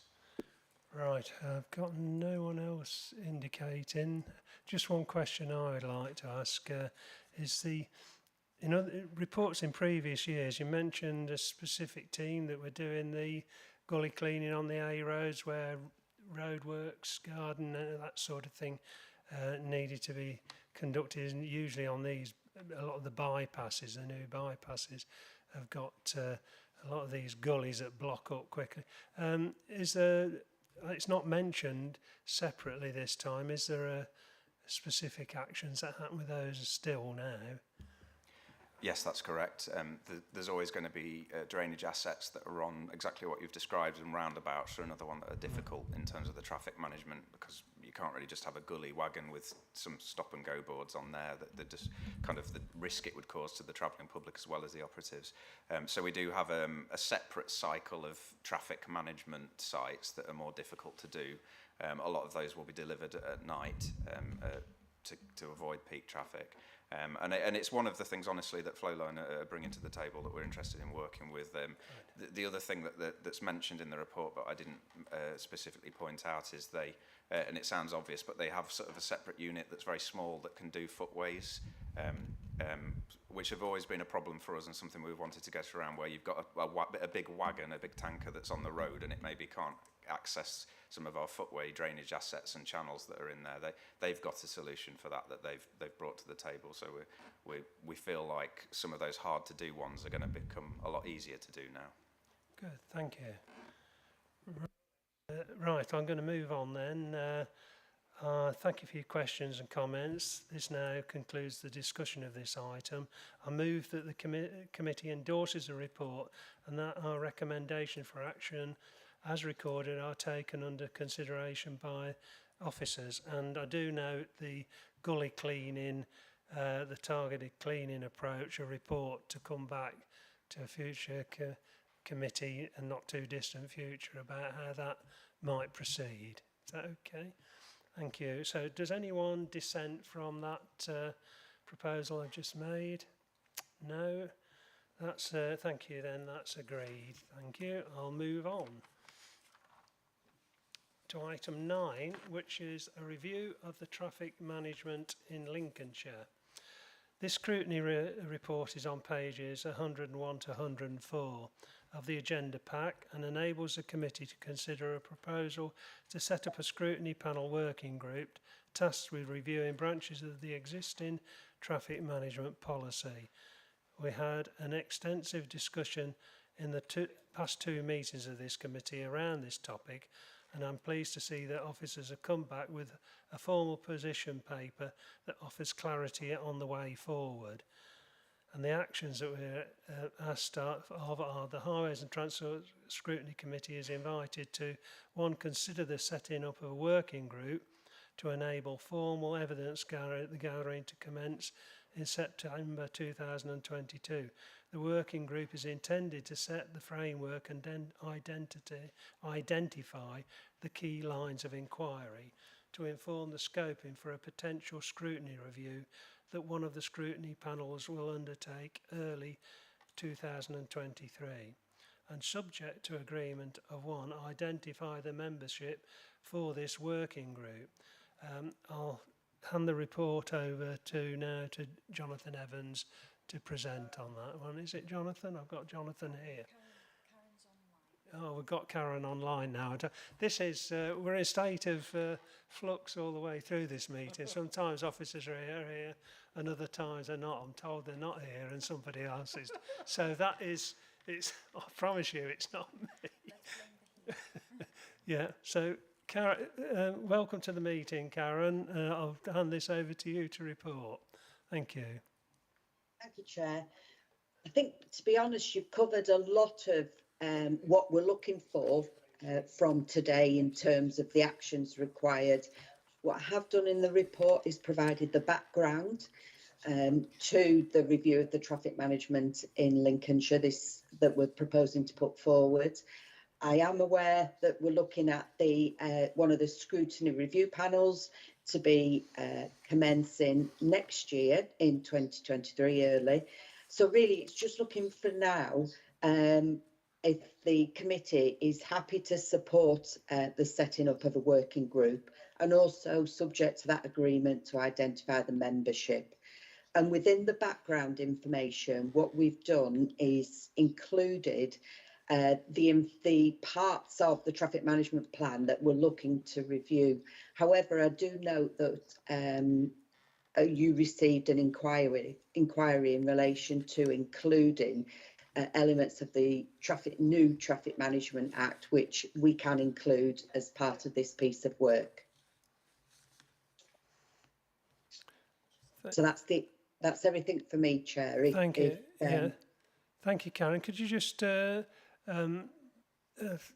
of go over that last point again? I had an email from a councillor asking about the new powers that could be handed over to the county council on enforcement of moving traffic offences, such as a possibility of including that in this review. And I mean, I wasn't sure whether the legislation had actually gone through or not. It was due on the 31st of May, I think. But are you able to advise on that? And are you are suggesting that we do include that for consideration? When this first was discussed, this proposal, there was very little information coming from Department for Transport of how it would look. When we finally did receive the information, there was quite a lot of initial outlay and not the ability to recover through fines, etc. It had to be in place for 6 months before we could, as I say, begin enforcement. At the time, we discussed this with the executive member for highways, and it was agreed at that stage that we would pause moving forward and making that and going live with it. We were going to monitor other authorities for how it was progressing with them, simply because of the funding required up front to enable us to move forward with introducing these measures. So that a decision was taken to pause that. I did speak to Councillor Davies this morning about the email, and if the committee feel that they would like this that element to be included within this review, he is happy for that to be taken forward and looked at further again. So it's how the committee feel. So it's how the committee feel on that. Well, I don't think it would. Personally, I don't think it would harm to include it at this stage to be looked at from a scoping point of view, and then a decision could be made going forward whether we wanted to include that in the scoping, having got the full information on it, which you've just been imparting some thinking on it. We could give the team an opportunity to consider it, and then come up with a recommendation whether it should go forward to the scrutiny review panel. Would that seem a reasonable way forward? I would be happy with that, Chair. Yeah. Okay. And I see what members think of it, because I'll open this up to comments and questions from members on this now. Councillor Clark. Thank you, Chairman. Karen, basically I've got a question about at present, not in the future, at present, the relationship between the police and Lincolnshire County Council when you ring up about offending parking on pavements, etc. The police will always say it's a highways matter, the authority have to deal with it. The authority say no, it's not, it's only an authority matter if there's lines painted down. Could you tell me where we are, because residents, myself, are getting confused, but they're getting fed up with ringing up and getting the merry-go-round and ring them up, ring them up, ring them up. Thank you. Councillor Clark, I think you find that legislation I was referring to, which came on the 31st of May, does give possibly the council powers to use the civil parking enforcement team to enforce those sort of offences. But I'll hand over to Karen to take that one up. But if we have a look at it as part of this scoping, I think that might sort of at least look at your point that you're making. Karen? Okay, yeah, so I'll take a couple of those questions. So in relation to what our role is as the local highway authority, we have the powers to make a traffic regulation order, which is what you see on the ground, whether it be double yellow lines, whether it be single. Those we have those powers to make those orders. We do have powers to enforce. If somebody parks on the double yellow lines illegally, then yes, we can go out, we can send out our parking enforcement officers, and we can police that ourselves. Why we don't have the powers currently as it stands is if a vehicle is parked on a footway, whether they are blocking pedestrians moving along the footway safely, whether they are blocking a driveway, any way where they are causing a nuisance or an obstruction, we don't have those powers to enforce. They do sit with the police. So there's two very different parts there. One, if there's traffic regulation order, double yellow lines, etc., we can then send our parking patrol officers who can then issue tickets. Where we can't is if someone is causing a nuisance or an obstruction, it is only the police that have those powers. So there's two separate parts to that. Has that helped you, Councillor Clark? Yes, thank you, but that's why I understand it, but the point I was making is the police will not take up any complaints. They always say it's a highways matter. Then when you ring the highways, quite correctly, they say, no, it's not their matter. You know, there's no markings there. It's for the police, but the police don't seem to, especially in Lincoln, don't want to deal with it. What I can do, as you know, we've got the the police partnership, the road safety partnership, and Richard, who's sat with you now, is the head of service. What we can do is go back to the road safety partnership and raise this about what members of the public are being advised. Now, there's, like you say, you're absolutely right. There's one thing saying we can't do it because we haven't got the resources to do it, which is an honest response if they're only able to deal with it. But if they're pushing residents back to LCC and we're not able to deal with that matter, it is creating that confusion. So could you leave that with us, Councillor Clark, and we will raise a query with the, like I say, the road safety partnership, the police, to see if we can get the communication better, because like I say, I understand people's frustration, especially when they're either blocked in or they're unable to pass safely on a pavement. But if you could leave that with us, we will look into that. It's just, it would be more resources for them as opposed to being our issue at Lincolnshire. Okay. Can I just confirm, Karen, what I said earlier, that in actual, these new powers or potential powers in the new Act would allow the County Council to take over responsibility for civilly enforcing those offences, parking on the footway? That's as I understood it, if that was something that the Council was minded to do. Yeah, we can do. There's still a lot of work going into it. What we would have to be able to do is have the resources there to monitor and to be able to then enforce and issue the tickets, which we can do. Where our concern was when it was first rolled out was that for the first 6 months you were unable to recover monies in terms of fines, etc. So it's quite a really big outlay for very little benefit at the initial rollout, which was why we wanted to see how it worked for other authorities. But yes, in answer to your question, under those new powers, you would be able to look at that. I'd have to look at the detail exactly of what it is we would need to do to be able to enforce, have the enforcement powers. But yes, in theory, we can. Thank you for clarifying that, Karen. Right, are there any other comments? Yes, Richard. Thank you, Chairman. I just wanted to come in on the back of what Karen said there and just say I will absolutely take an action away to deal with the road safety partnership, which now falls under my service area. But just to reassure councillors that it is already a piece of work that I've started doing in terms of our responses as highways, because I think traditionally, certainly in our letter and email responses, we have had a tendency to say this is a police matter, you need to go and speak to them.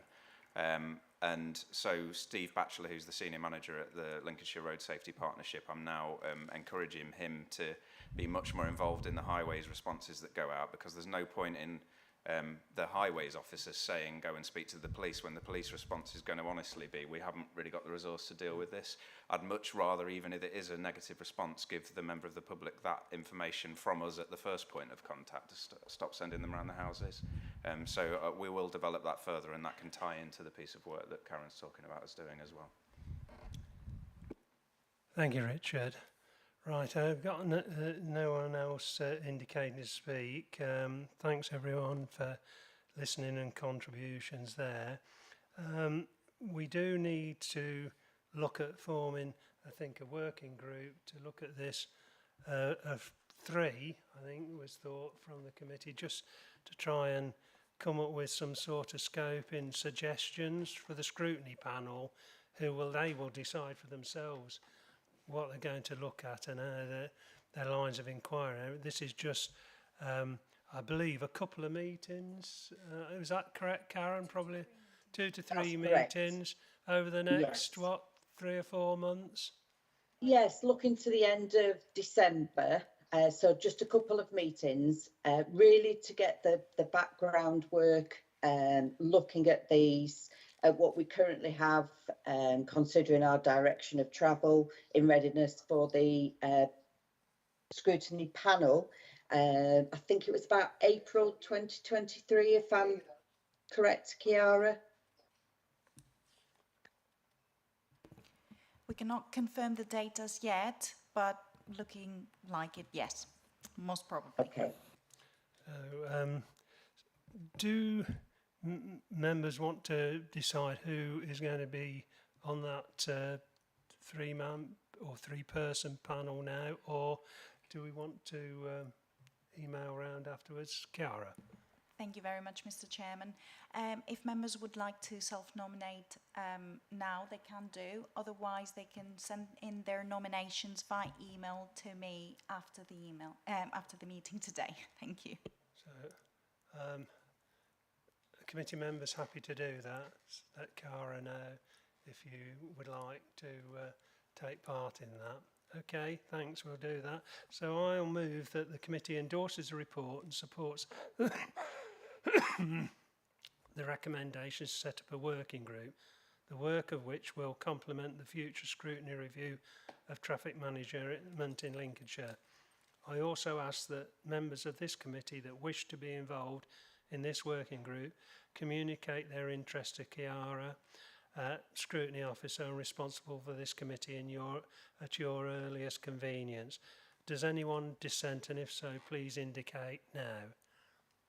No dissenters, so that is agreed then. Thank you for your agreement to that. Now I'll move on to the last item on the agenda, which is the committee work programme. And this item is on pages 105 to 110 of the agenda pack. This item enables the committee to comment on the contents of our work programme, and this report will be presented by Chiara. Thank you very much, Mr. Chairman. There hasn't been any changes since the issuing of this agenda pack, so the work programme is up to date, as you can see it on in the report pack. There's nothing else to report on my behalf. Thank you. Thank you. Are there any comments on the work programme? Questions? No. Therefore, I'll move that we note the report and approve the existing work programme as detailed in pages 105 to 110. Does anyone dissent? And if so, please indicate now. Nobody dissenting, so that is agreed then. Right, we come to the end of the meeting then. Thank you everyone for your attendance, and thank you to the officers for your assistance and presenting the report. Thank you. And answering our questions. Thank you. Yeah, safe journey home.